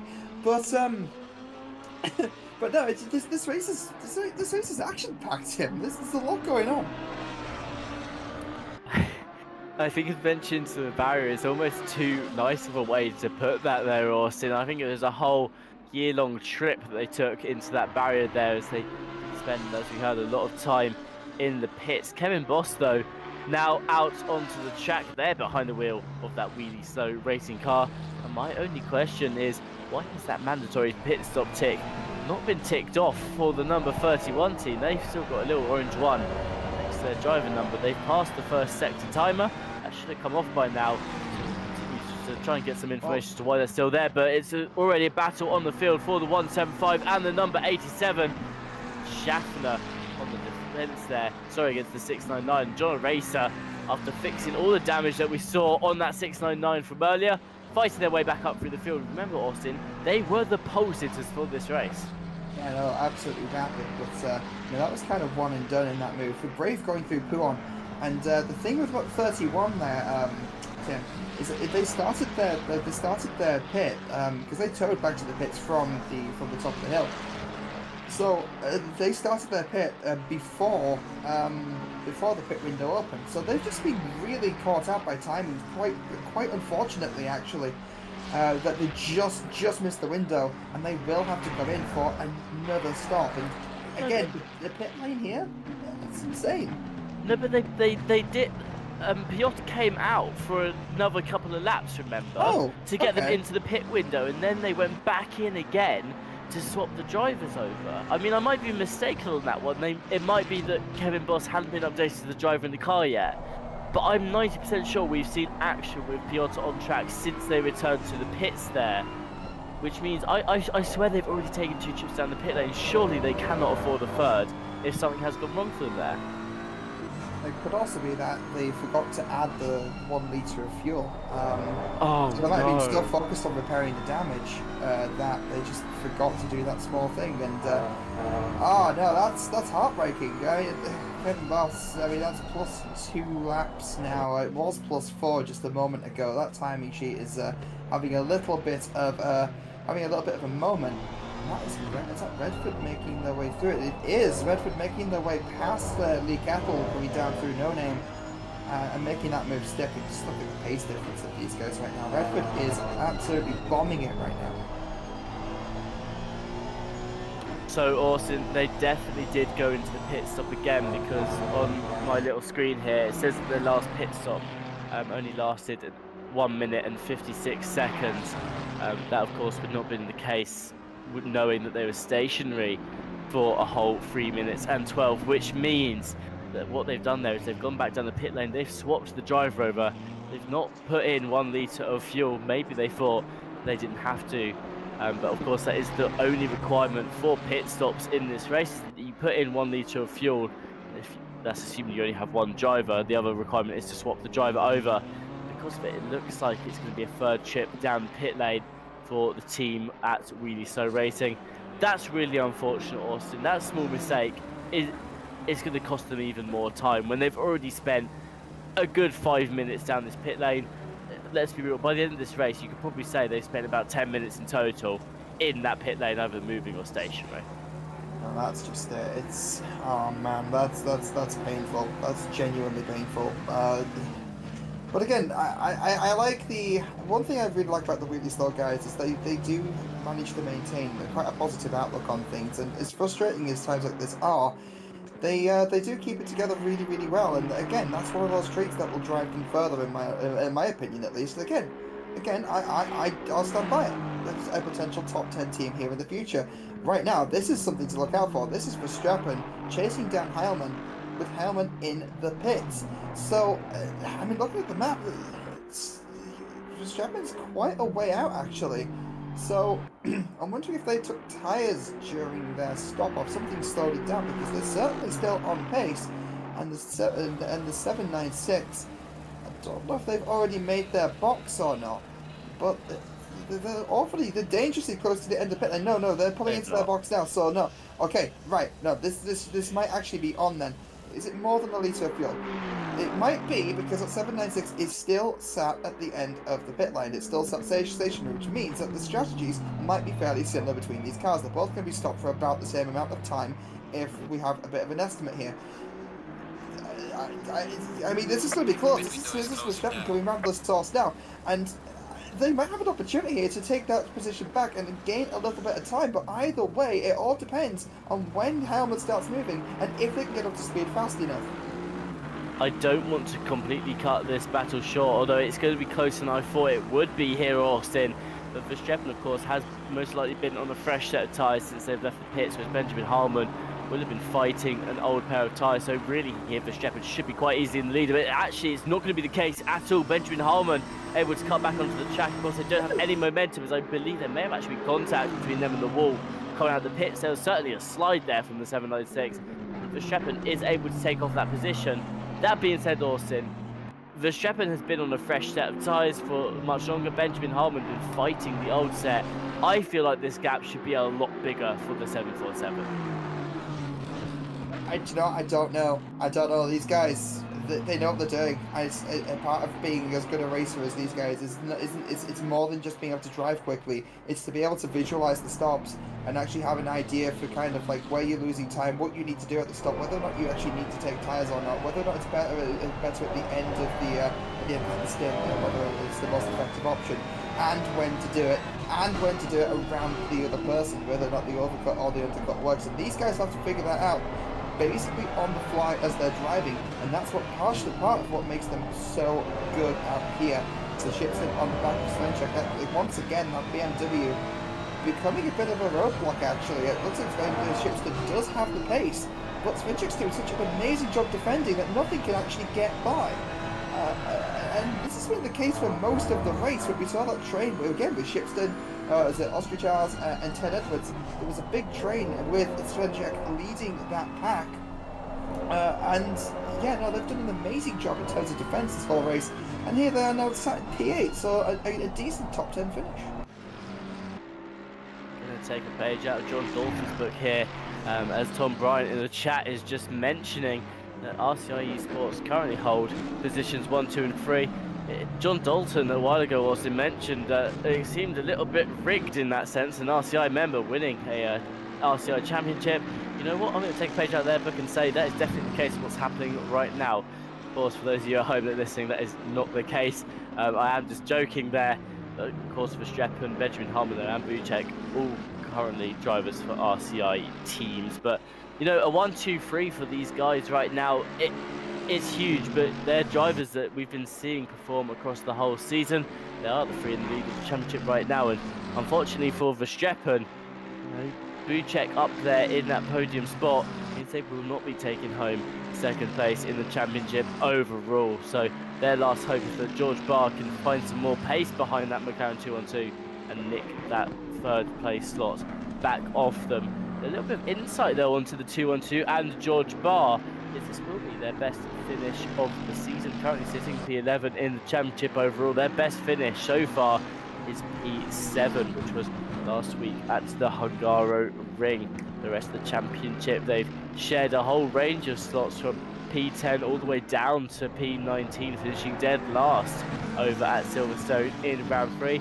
They weren't with us for the first round either, which means that their drop round will also score them no points, as well as another round that will score them no points either. So the 212, you know, that's another team that we have the potential also to see fighting in the top 10 in the overall standings. It's a team that, again, George Barr, they've done so well. You expect to see them fighting for that podium every race, but just with having a bit of misfortune this season, you can see find himself actually fighting in amongst the midfielders. Kettle there goes towards the outside of Redford, instead going to take a trip back onto the road as they go off-road on the inside of the chicane there. Mike Redford in the Honda holding on to P13. That's that's the way to do it. I've just realised, by the way, that the MYK Racing is Mike Racing. It's short for Mike Redford, and the back of that ring, back of that wing is Mike Red. So Mike Redford. I've only been here for 2 races so far this season, but I've only just noticed that, and that's kind of amazing actually. But again, Redwood will be happy with the gap between themselves and Vanbrugh, and Vanbrugh currently holding fastest lap of the race so far. So it just seems to be that McLaren has a lot of pace, but not a lot of race pace, if that makes any sense. But we'll have to see how that makes its way up the field. Team Spain without the A had a really good week last week round at the Hungaro Ring, lining themselves up on the podium. If I remember correctly, Austin, the number 87 ended up finishing in P6 overall for their first race of the season. over at the Hungaroring. But, you know, Julian Vanbrugh, they've been doing very well in the championship so far. Again, another team that finds themselves outside the top 10 today, most likely due to the damage that they picked up earlier. And it feels like that's been the whole story of Spa so far, is that, you know, a lot of those top 10 teams, they ended up picking up damage quite early on and weren't able to pit where they wanted to, so started to fall down the order. It opened up the door for a lot of these teams that maybe aren't often seen up in the top 10 to really put themselves up in there, get some positions. And you see drivers like Shipston, Ostrachars, you know, they're very talented drivers that have the potential to be up in that top 10, Austin. But usually it takes something like this where you see a lot of the top teams ending up getting knocked out the order. So, you know, an interesting race here at Spa today for the final round of the season, where we were expecting things to be interesting. We knew that it was a big day for a lot of these middle teams to really fight for those final points of the championship. It's been an interesting shake-up in the order. Has been. We've said that, you know, we've seen this like for most of this race, that the order's just been shaken up to some insane degree, and it's just been non-stop action. You know, it's not been fights on track and like actually some really solid overtakes. Like we saw Daly's overtake on who it was on now. But this Daly's overtake going down into the first corner. We've seen a couple of dive bombs. We've seen a lot kind of going on, but we've also seen a lot of calamity as well. You know, the contact between that was Morgan and Stephen Key, I believe it was, and so Dylan Schaffner having made a stop as well, coming through the pit lane as it stands. Just kind of took a bit of a slowdown, just trying to get a view as to what's going on at the moment. Shipson is still chasing down Svenchek in the 107 BMW, going down into the source now. And I don't know if it's just me, Tim, but the track's getting noticeably darker. Those headlights of the cars really reflecting off of the road. Bit off topic, but just something to note. Well, it is, of course, something that you should be noting, especially if you're a driver right now. Like you just said, Austin, the track getting darker, the lights starting to reflect a little bit more. That can play its own dividends in this race as well. It can distract drivers, but also it can showcase that if it's got this dark this quickly, you know, it could almost get even darker by the time we get to the end of this race. So it is something that you absolutely should be paying attention to. Despite the numerous accidents that we've seen across today's race, the damage that has been accumulated so far, we have yet to have anyone retire from this race. All 19 drivers that started are still racing for, well, most still racing for positions in this race, with the exception of the Wheelie Slow Racing team, who are still racing, but are 2 laps down currently on their nearest competitor in P18. Although with it, Schaffner still in the pits, that could be an opportunity for Wheelie Slow to catch up with another team on the field, as well as just now they are unlapping themselves on the 175, which has got itself moving again. So they're wiggling their way out of the pit lane here. We'll see whether Kevin Boss can close that gap up even more by the end of this race. 26 minutes left to go though. Might be a bit of a tall order for the driver behind the number 31. Towards the front of the field, Christopher Shepard still leading this race. Benjamin Harmon, though, holding the fastest lap. Still shows a lot of pace behind the wheel of the 796 Lamborghini. Being 3 tenths behind for Shepard, that could all change soon. Buchek in the number 64 rounds out that podium, meaning they'll be able to hold on to P2 overall in the standings. As a race replay here shows contact between Mike Redford, and it looks like 2 other cars are in the mix right now as they duck towards the outside of the corner there. Kettle being one of the drivers involved in that incident, now going for a spin towards the inside. The 962 able to catch the car just before it goes into the wall. That could have been very bad for Kettle and the team at the 962 for BTG Sim Racing. Vanbrugh lurking in the background. Now that is not Vanbrugh, never mind, that is another car as Kettle falls down the order. That might actually be Vigil in the car there. Is that the Porsche? No, it's not a Porsche, that's a Ferrari in the background as well. So it looks like that's someone actually maybe lapping through the order. I do apologise for the confusion there. But Kettle just struggling to find the traction on the car. Austin, we've seen that a lot today. It feels like the story today, yes, has been, you know, picking up a lot of damage. A lot of these teams picking up damage and just trying to maintain it through the early stages of this race. There's been a lot of teams that have been very, very unsettled as you now see the Porsche, the number 7 here, being overtaken by Ramback. That's a position gain for the 701, making it fairly easy coming up towards the final set of corners.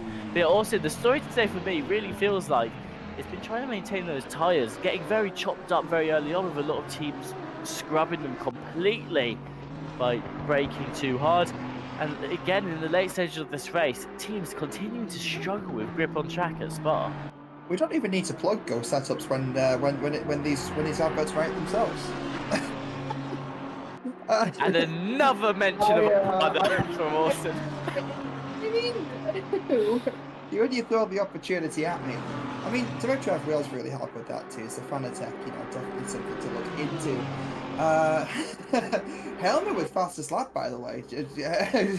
just as a casual side note, you know, as he's about to look up the outside of his traffic going into the final couple of corners here.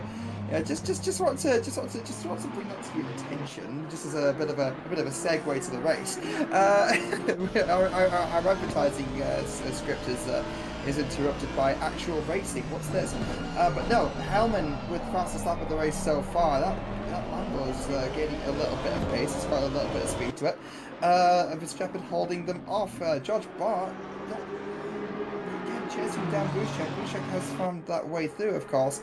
But no, Verstappen coming up original. Look at those sparks, really accented at night. And no, I think Stewie might have a run here. It's him.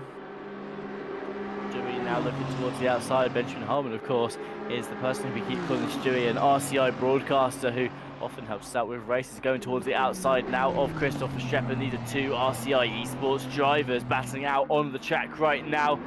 Verstappen able to put up a defence, keeps that Aston Martin planted nice and firmly in the middle of the track. And with it, we'll hold off the 796 Lamborghini. Not too much of a hassle between them.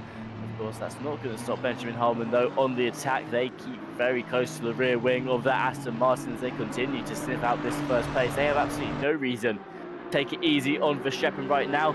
They've already won this championship, Benjamin Harmon, as they are your winner from last week out at Hungaroring's, where they ended up securing it for this championship, but they still want to get more wins in the season. That is understandable. Buchek, the only contender to Verstappen right now, as Verstappen tries to get from P3 up into P2, but with Buchek sitting on that podium, it's not going to be enough for Verstappen even to win this race in order to make that overtaking in the championship happen. And that means that Benjamin Harmon here can really just go at the back of Verstappen here, Austin.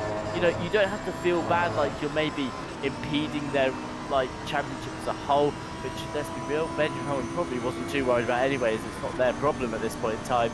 But, you know, Verstappen right now, this win is just about defending against Benjamin Harmon.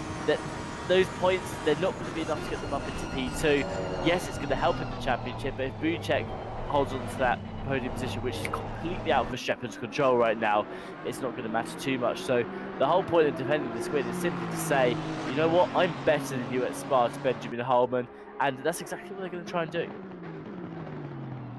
No, that's just it. I mean, just try to hold on to that position for as long as possible.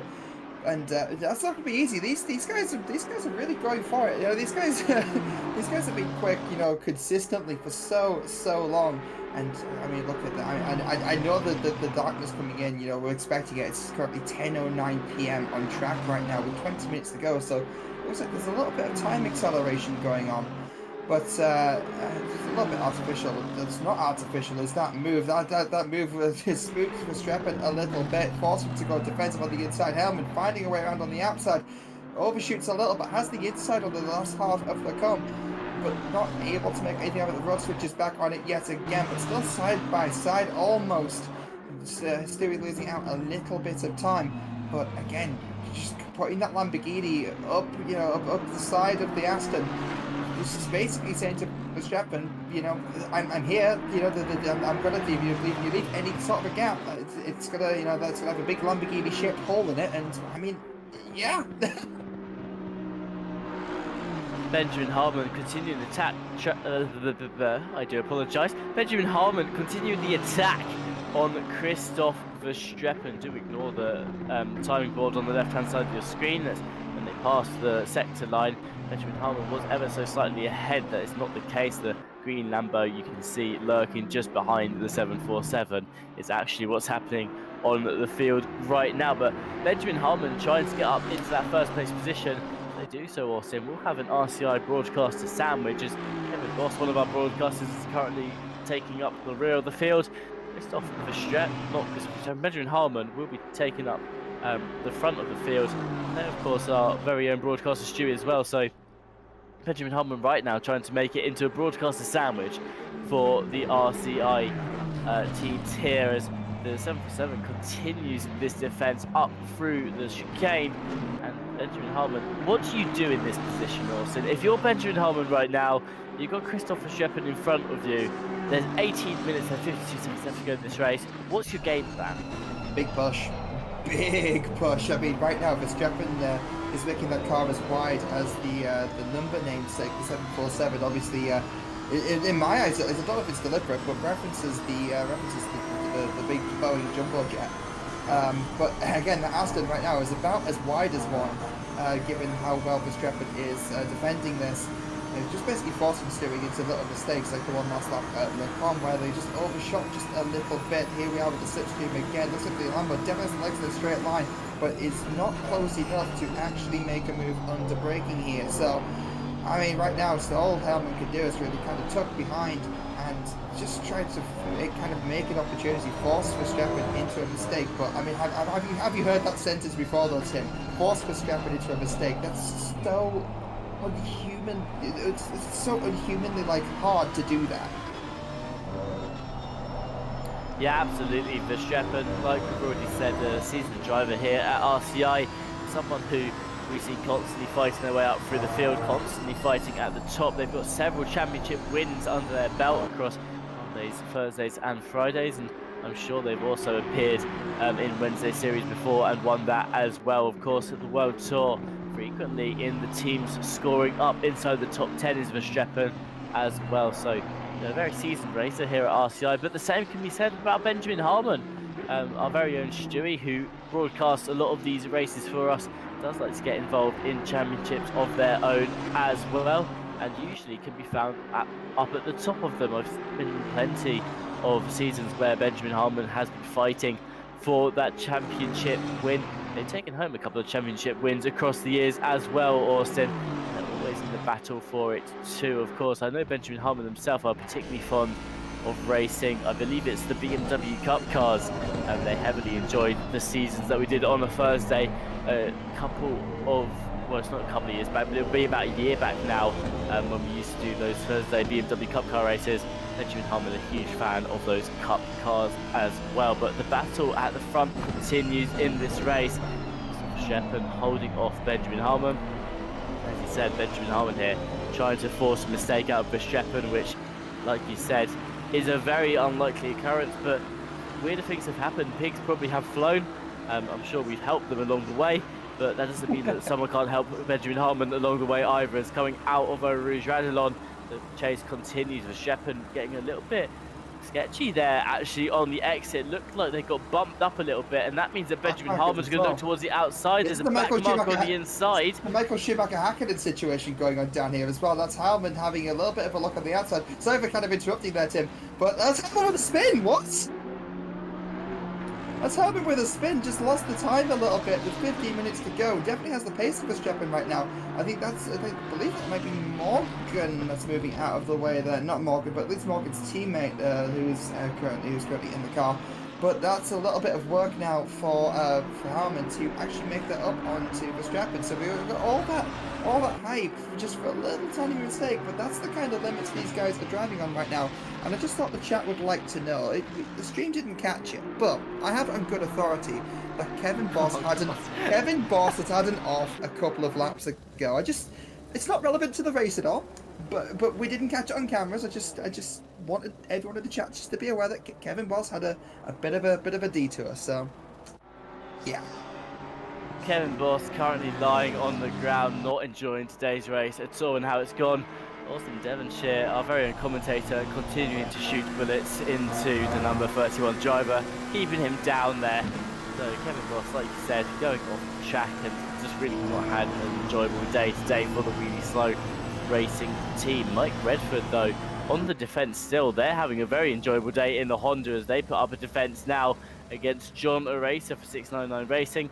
Doesn't last very long, but that doesn't matter too much. These got to remember that John Eraser originally put this car in pole position for this race. They've got so much pace behind that 699 McLaren today that honestly Mike Redford probably doesn't want to get their race impeded too much by extending that battle any longer than it needs to be. But John Eraser able to recover that car up into P13. They were running in dead last for a very long time in this race until we had the whole really slow racing incident unfold. But you know, from 19th up into 13th, maybe it's not the recovery they wanted, Austin, but it's still a good recovery at that. Yeah, no, for sure. I mean, that's. I mean, they had a. I mean, it's lucky that they. It doesn't look like they hit the barriers in the replay that we saw from earlier on in the race in the opening stages. But yeah, no, that is a pretty good recovery in the end, because being sent back to the back of the grid, having to work your way through, especially on a track like Spa where it's so long and people gain so much ground on you so quickly. Yeah, no, they've done a great job with that. I'm trying to think of upsides for Kevin at the moment, and I can think of one. There's one really strong positive. Oh, I'm kind of scared. At least Kevin lived up to the team then. He can go to bed tonight knowing that he didn't lie to the entire street. They are the really slow racing team. I mean, I'd argue against that here, and the reason I'm going to argue against that is, yes, they are 3 laps down, well, 2 laps down now on the rest of the field. No, they've had pace. No, I know what you're gonna say. They've had a lot of pace behind that car, especially for the damage they've picked up. No, of course, and I am having a laugh at Kevin's expense, and I do apologise, but no, I still stand by what I said. That the really slow guys, both Dominicus and Kevin, you know, they've come such a long way. I mean, even like since I kind of stepped back into the booth with you guys, you know, with RCI relatively recently, in such a short space of time, I've seen improvements in Kevin's driving and how much quicker that they've gotten. And if they keep at this pace, yeah, no, they are going to be a top 10 driver. Like, I stand by that. And if it doesn't happen in the next, or I don't know, I don't want to say next season. I think we'll start seeing top 10 results next season, but a consistent top 10, maybe in like 2 seasons from now. Do you know what? I'm gonna sit here and I'm gonna make a bet that I'll think of a forfeit. Can't think of one right now, but I will say this live on stream right now. I'll think of a forfeit if Kevin Boss does not make that improvement in that time. That's how much I believe in Kevin right now. Yeah, absolutely. And Kevin Boss has done an amazing job. It's the brutally honest truth here, but it is one that we did sort of talk about earlier, Austin, is that looking at the team, you've got Piotr Dominicus and Kevin Boss. It's a brutally honest truth that Piotr Dominicus is the faster driver out of the 2 on that team. They have the lap times that are more consistently quicker than Kevin Boss. That being said, though, I've done a lot of driving with Kevin Boss in the past. Me and him go way back to when I very first started out in sim racing as well, where we were racing in leagues together then, and Kevin Boss has come such a long way since then. Their lap times have significantly improved, and even though Piotr Dominicus is the faster driver of the 2 out on in the team right now, you know, those lap times, the average lap times are getting very close together. Kevin Boss has done amazing in pace recently, and I agree with you there. I think it's very likely that we'll see them rising up through the ranks in seasons to come. They're going to continue to improve their driving. So Racing, I do believe, will become the top 10 team in the Wednesday Champ as we continue it further here at RCI. But that's how the really slow racing team's looking. Whilst today has not been the best day at Spa for them, they can look forward to the future and what that holds for them. They've also got the World Tour to look forward to, Austin, in a couple of weeks' time as well, because really slow is competing in that. But going back towards the front of the field, Benjamin Harmon had a little bit of a spin earlier on in their battle with Christopher Streppen. That's now closed right back up again as Benjamin Harmon showcasing how much pace that they have at Spa here today. That Lambo, although it looked like it struggled in qualifying, Austin, has really activated throughout this race, and Benjamin Harmon continuing this chase looks to make that another first place for the season.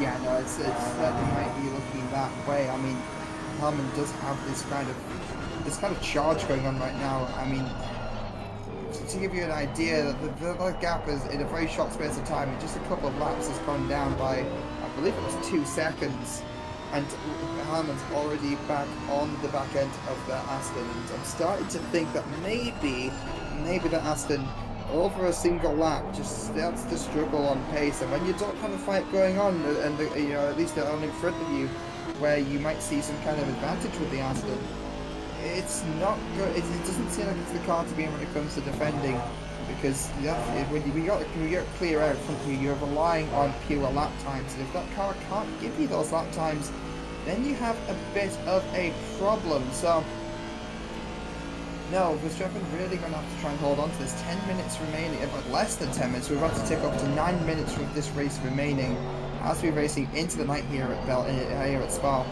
And I mean, it all comes down to, can Verstappen do this? Can Verstappen do this? After all, currently on the defence, has full attempts to Benjamin Harmon from behind, but that's not going to be enough to keep them free for the rest of the 8 minutes in this race. We had Musa in the chat, who is also goes by Piotr Dominicus, who you'll recognise as the other number 31 driver. He said, just wait until we get a decent car, and that is something else that's worth mentioning as well. Austin, we've been talking about wheelie slow racing across this season. We talked about them quite a lot today, but we do need to mention this other last week as well. They're driving a Honda in this championship, you know, and with the best of respect to the Honda, it's not a competitive car in ACC right now. It's not one that you expect to see at the top, and you know, it goes to show again, you know, look at what they've done in the Honda so far this season. What can they do in the Honda? What can they do in the Honda? What can they do in the different car in other seasons as well? We've just heard from Piotr Dominicus that actually they want to drive the Porsche in the next season, and you know, whilst the Porsche does have its problems, it's also got its own advantages as well. So is that something that we'll see from Wheelie Slow Racing, is them improving as well, just from their choice of car? No, I mean, it's brave going with the Porsche, but it is better these days, especially the new one that came out in the last DLC. It is a little bit more tame, but it's not an easy car to drive. However, it's fast, and I mean, it tends to be fast. I mean, I know the only Porsche we have on the field right now seems like it got caught up in whatever's happened with the pit stops. So we know Kevin Voss and the Wheelie Slow guys did stop. We know that they did stop the car during the pit window, and for whatever reason, whether or not they forgot to add fuel, or whether or not there's a problem with with the game right now, they haven't served that mandatory stop. We'll probably hear from Kevin, no doubt, afterwards. And Beal as well also hasn't served a stop. But again, the Porsche it is a relatively quick car still. So I mean, having a competitive car under them, I'm here to see it. Yeah, I'm here to see it too, and that's what you can look forward to in future championships for the Wheelie Slow Racing team. Christoph Verstappen still in the lead of this race. Benjamin Harmon been rather quiet compared to what they have been across the last hour as we get towards 6 minutes and 22 seconds left to go in this race. It makes me think that maybe Benjamin Harmon could be looking for something here. They're just setting something up there, waiting for the right opportunity to strike to Verstappen.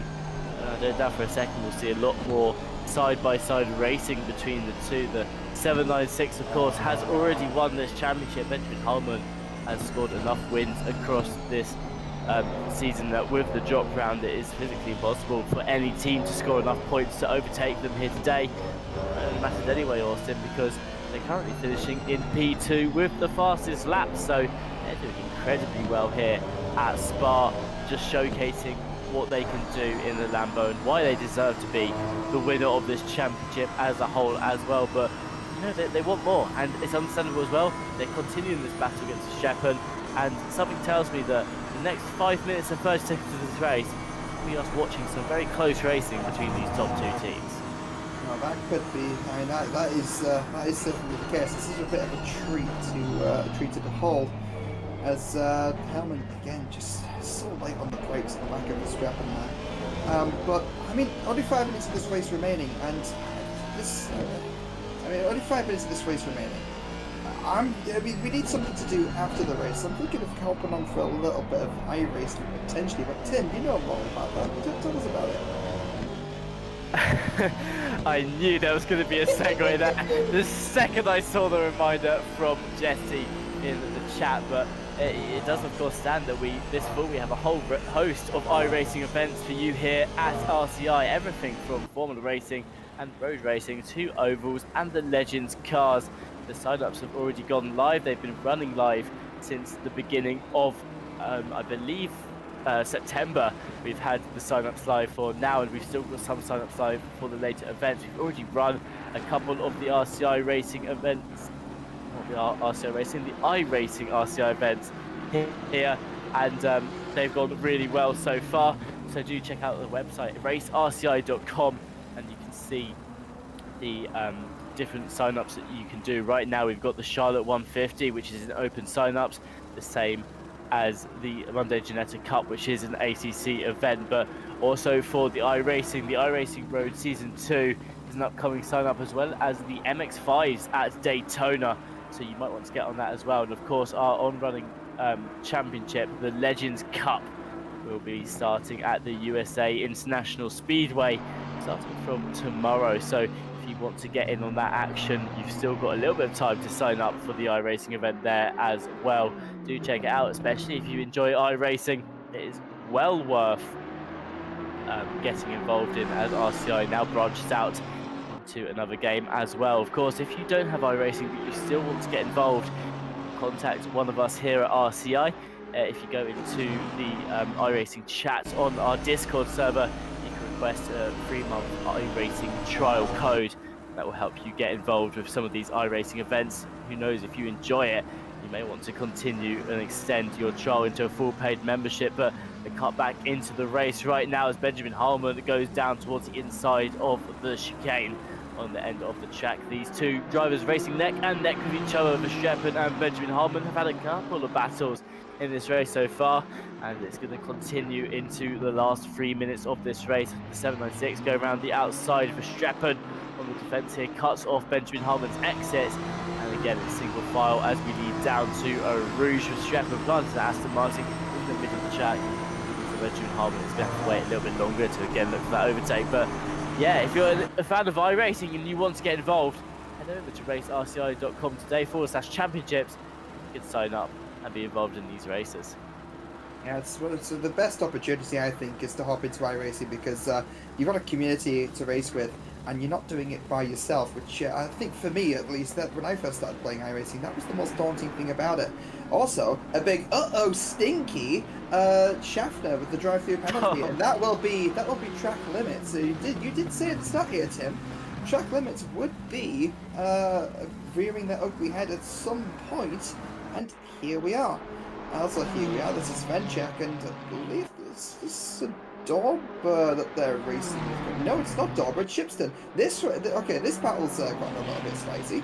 Svenchek taking a little bit of a wide line, but a bit of a run line through Rouge there. But with 1.5 minutes to go, I mean, Shipston's been stuck behind Svenchek for a little while now, and I don't blame them for desperately trying to find a way through. But it's not looking like that's going to be made easy. Nusa in the chat, also known as Pios Dominicus, making another pun that I know you've already seen, Orson, but they said in a few years they will be really decent. So another pun for the Wheelie Slow racing team there. But again, we do think that that team will be really decent in a few seasons left to come. Shipson continuing their attack on Svenchek. 2 tenths off the back of the 107 is the Ferrari, and never mind, ignore that, I'm looking at the wrong drivers. Svenchek is actually off the back of Shipson. Now the Ferrari number 60 puts himself up into 8th place, promoting themselves up yet another position, and again at the front of the field we cut back to the action as it's unfolding. Benjamin Harmon very close to the rear of the 747 of Verstappen. Looks again towards the outside of this first corner. They ideally really want to be on the inside here, but won't be able to cut back across without completely taking out the 747 in the process. Goes to the switchback maneuver though, and that might be the move that Benjamin Harmon has been looking for as we now do the drag race down to Eau Rouge. It doesn't matter, Benjamin Harmon with the Lambo's momentum pushes that car all the way up into first place, and that is your overtake for the lead of this race, ladies and gentlemen. They're going very wide on the exit of Radalon there. Is that Verstappen still lurking right behind Benjamin Harmon. The time's hit 0. This is going to be the final lap, and these two will be battling to the end. Verstappen going to the outside of the corner yet again, will become the inside after the chicane starts to go through. But Benjamin Harmon planting that car in the middle of the track holds on to the lead, Austin. Just about, and actually kind of cuts the strapping off as you had to throw the comments back to me. It looks like Verstappen tried to nosy up the inside there, but kind of just got not turned in on, but just that door got closed by Hellman really, really hard there. And look at the gap between them now. They've gone side by side, so Verstappen having to fall back and currently falling back in terms of the gap between the two cars. Going through Pouron now, and again, I don't know if the Aston's got it in it to really catch up before the end. There is an opportunity potentially to line up towards the bus stop and just try to get the run through these next few corners, to get a little bit of pace on Hellman. Now that Hellman's in front, you lose the pressure from behind, which means you don't need to go defensive quite as hard, and you can focus on getting the optimum line through. If you can close down that gap, you can potentially line up an overtake for the bus stop. Verstappen, one more sector to take this lead back off Benjamin Harmon. 6/10 behind though, as the Aston Martin needs to reclose that gap very quickly, as they only have one more opportunity to go for the overtake in this race. It's going to be a very quick race down to the finish here with 2 corners left to go. Benjamin Harmon currently leading this race, took it at the beginning of this lap, but Verstappen with a huge send down the inside, missing the corner. Benjamin Harmon completely ready for it, lingers on the outside, and Benjamin Harmon, ladies and gentlemen, your championship winner, your race winner here today, here at Spa for the final race of this championship, takes home the win. Christoph Verstappen, after a last-ditch effort ascend on the final chicane, secures second place in this race.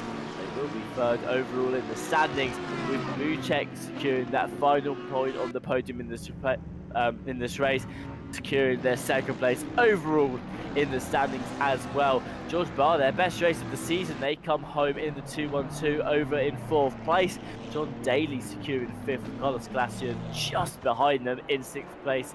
Dorber, who we saw earlier in the chat, brings their team the number 30 across the line in 7th, with Shipston and Svenchik now crossing the line themselves respectively. Shipston, another car to get a late overtake in this race, secures 8th for Svenchik and 9th. Austin Charles, top 10 finish for the 420 team. A great race for them, as well as Ted Edwards for Race Ventura, now crossing the line in P11.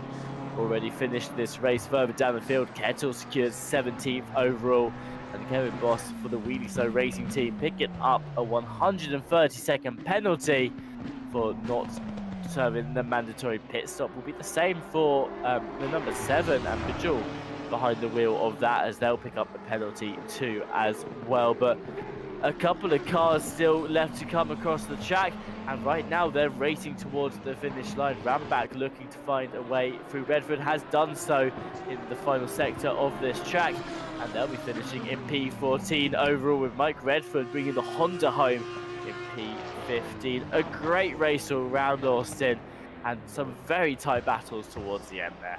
Yeah, I mean, that fight between Harmon and Verstappen really got kind of dicey towards the end there. It's like Verstappen going for the send to the bus stop, final opportunity to do anything there. But yeah, no, that was amazing. Well, we have our championship winner now here in the booth with us for a little bit of an interview. Welcome in, Benjamin Harmon. Well done in the championship as a whole, and great job on that final overtake. How did you find Spa today? Really tough, because a lot of the times I couldn't see where I was going behind Chris. And I was also on 3 warnings, so that was definitely spicy. But yeah, it was a very close race. Luckily, in the first few laps we got by the McLarens, because for some reason they were really slow in the corners and just very fast on the straight, so we could have a nice battle. Well, I was wondering, because of course in qualifying it looked like you were struggling to set the lap time you wanted, and towards the beginning of the race as well, you definitely didn't have the pace that you did later on as well. You really picked it up at the end there, securing fastest lap as well. Did you find that just as the race went on, you managed to get more out of that car? I mean, in qualifying, I definitely made a few mistakes. Otherwise, I probably could have gotten the pole lap time, but so could Chris and Butchek as well. And at the start of the race, I just couldn't go quicker because of all the dirty air and cars ahead of me. So I don't think I gained pace throughout the race. I just, the first few laps, there was nowhere to go on the track to go quicker. And of course, we know that you were going to be doing this championship as a teammate with Christopher Streppen. You actually ended up fighting each other out on track across the season as a whole. Tell us about your season, though. Have you enjoyed the season? Obviously, you clearly found it like a good season for you. You've been getting some very high finishes, but do you feel like the season as a whole has been going good for you, and did you enjoy it? Is the important part. Definitely enjoyed it. It was the first time I'm driving the Lambo. And I think if Chris would be in an actual competitive car and not the Aston, he would probably have beaten me easily, because if he can stay that close on pace with the Aston, he would probably be smashing me in any other quick car.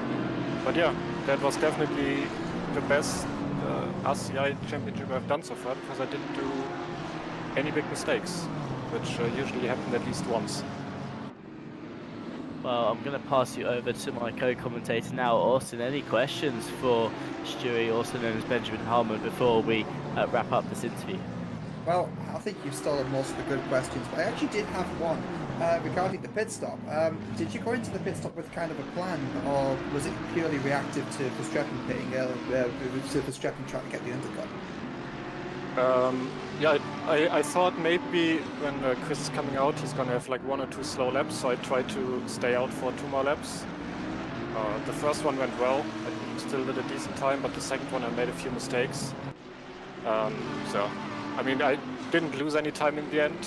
I just had to try something, because I was always gaining a lot on the straights in the slipstream, and then as soon as I pulled out, there was just no power left, so I couldn't really go for any moves without making insane dive bombs, which I didn't want to do. So just waiting a bit for maybe getting the overcut.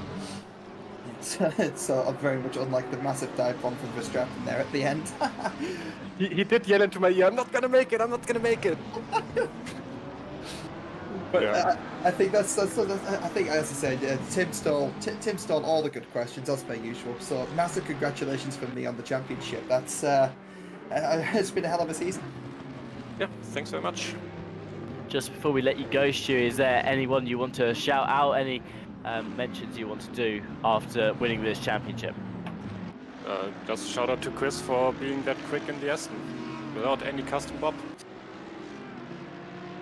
Well, also a shout out to you as well for winning the championship. But there you go, there you have it. Benjamin Harmon, our championship winner, has had a very good season overall, scoring multiple wins across the season. Went into today's race already knowing that they were the winner of this championship, but still winning the race anyway, just to prove why they were up the top where they were. You've heard from them already. They were going to be teammates with Christopher Streppen going into this championship. They did in the end decide to split the 2 cars up, and Christopher Streppen opted to drive in the Aston Martin instead, which, like you just heard, Benjamin Harmon feels like they would have been beaten if Verstappen had picked another car. That's something we could see in the future, because it's undeniable the speed that Benjamin Harmon has had behind that Lambo, Austin. They've had one really good season. Yeah, that's just it. And again, Hellman's one of those drivers that, I remember seeing them a year and a half ago. They've come such a long way in that time. Competing with the likes of Verstappen, car difference or not, Verstappen, like multiple times championship winner here at RCI. It goes to show the kind of just how, the improvements in Hellman's own driving, and it's really starting to pay off right now. So it's amazing to see, and I mean, especially when the racing's as tight as it has been. Absolutely. Well, we have the final championship standings here to show you after Spa, the final race of the season today. The 796 RCI's very own Benjamin Harmon for the RCI Esports Yellow team in first place, winning this championship with 199 total points. A major effort for them after today. MRT KTM has 178 points. Buchek finishing on the podium today, secured themselves second place in the championship overall, with Christopher Sheppen for RCI Esports Blue scoring 170 points in total. Didn't quite have what it took today to push them up that final position in the championship, but they will be settling for third place. Overall, great finish for all those top three teams. Ground Zero Racing, the number 60 car, scoring a huge haul of points today, puts them up into P4 in the championship with 114 points. Rebound Racing with 98 points, just outside of the 100, is in P5. The 699 Racing, who started today in pole position, ended up in dead last after a couple of laps and then had to try and fight back up through the order. Finishes with 87 points in P6 in the championship overall. In P7, Powered by Esport has 85 points. 4 points behind them is Kaiju Racing in P8. BDG Sim Racing has 66 points there in 9th. And Green Loafers Engineering with 60 points will round out your top 10. So P11, Rebound Racing with 57 points. P12, NSR MYK Racing with 43 points. P13, Racing 25 Years with 42 points. Joint 41, 3 cars in a row. 14th, the Really Slow Racing Team, the RPMS SimSport, and the Simulation Esports in P16, P15 and 14 respectively. P17, Race Ventura with 39 points. 18th, Spain Without the A. 19th, Just Gamers. And 20, BGD Sim Racing. 21 is Kaiju Racing with 23 points. 22nd place is Club Formula Spain. 23rd point is the X4 Motorsport SBR RXK car. And the 24th is the LPR Lotus Pass Racing with 5 points, and 25th is the Phoenix with no points, but they were signed up for the championship, and everybody else has signed out. Well, if you'd like to get involved with any of our races here in the future at RCI, be sure to pop over to our website at racerci.com. We've got a whole range of events that you can get involved in throughout the week, with splits being hosted for all skill levels. Also, you don't want to miss out on the iRacing series, which we mentioned earlier on in the stream, which we've been hosting this autumn as well. You can find out more about each event on our website as well. And if you'd like to get involved in the future Wednesday championships, we'll soon be putting out the sign-ups for that live on our website. And I have heard from our event host Tom Watts that it would most likely be a GT4 season for the next team championship as well. So if you're a fan of those GT4 cars, definitely be sure to grab a teammate and go and sign up for that championship too. Like I said, the sign-ups will be going live in the near future, so keep your eyes peeled for those as well. And if you've not had your racing fix for the week yet, we'll be back on Friday for the final round of the Friday Championship. You can join me in Austin and Cormac yet again for the series, and also we've got races throughout the entire week. Mondays we stream, Saturdays as well, and the World Tour will be hosting soon as well. So do keep your eyes peeled. If you don't want to miss any of the races we host here at RCI, make sure you hit the subscribe button on YouTube and the little bell icon that goes with it. That way you'll be notified anytime we're about to go live. And if you've enjoyed today's video, do consider leaving a like, and thank you for all the support you give us. Thank you to all of you at home who have joined us in the chat today as well. We've had a lot of messages coming through and some great conversations we've been able to have with all of you too. We always love to hear your thoughts, no matter what they are, whether it's on the race that you're racing in, or whether you're commenting on things that might help some of the drivers, or even us up here in the booth, things that we haven't spotted. A big thank you to everyone who has supported RCI as a whole. But Austin, we've wrapped up today at Spa. It's been a very exciting race to say the least. And just before we wrap up the championship, any final thoughts on the last two races that we've witnessed? I mean, Wednesday Championship seems to be a lot of fun. I know our posts usually on the Friday, so coming into this and getting to see this kind of action firsthand from the booth, it's amazing. Yeah, no, I've loved every second of the last two races. Looking at again, speaking of the chat, just real quick, Kevin Boss petitioned to have a 130-second penalty removed. We're in the pits long enough, right? I mean, you have to take that one up with the stewards, Kevin. But yeah, no. No, the last two races have been so much fun, and GT4's next season, I mean, I'm here for it. I'm here for it as well. I'm very excited to see how that turns out. You know what, I might even go and check out the sign-ups myself and see if I can compete in the GT4s as well, because I do love a good GT4 race, and the team championship could be very interesting. But again, thank you to all of you who have joined us today. No matter where you've been joining us from, the support really does mean a lot. Austin's mentioned our partners throughout the race, so I won't go into too much detail, but AK Esports, Digital Motorsports, Driver 61, Go Setups, and Fanatec, a huge thank you to all of them as well who have helped to make today's race possible. You can find out more about each of our partners in the description of the video below. And with that, it's time to wrap up for today. A big thank you to those of you that joined us across the last 2 races. Do check out racerci.com if you want to be involved in Wednesdays in the future. And then we'll also see if we can also get another stream going for you for the whole championship as well. But for now, enjoy the rest of your weeks. We hope to see you soon here at RCI, and goodbye.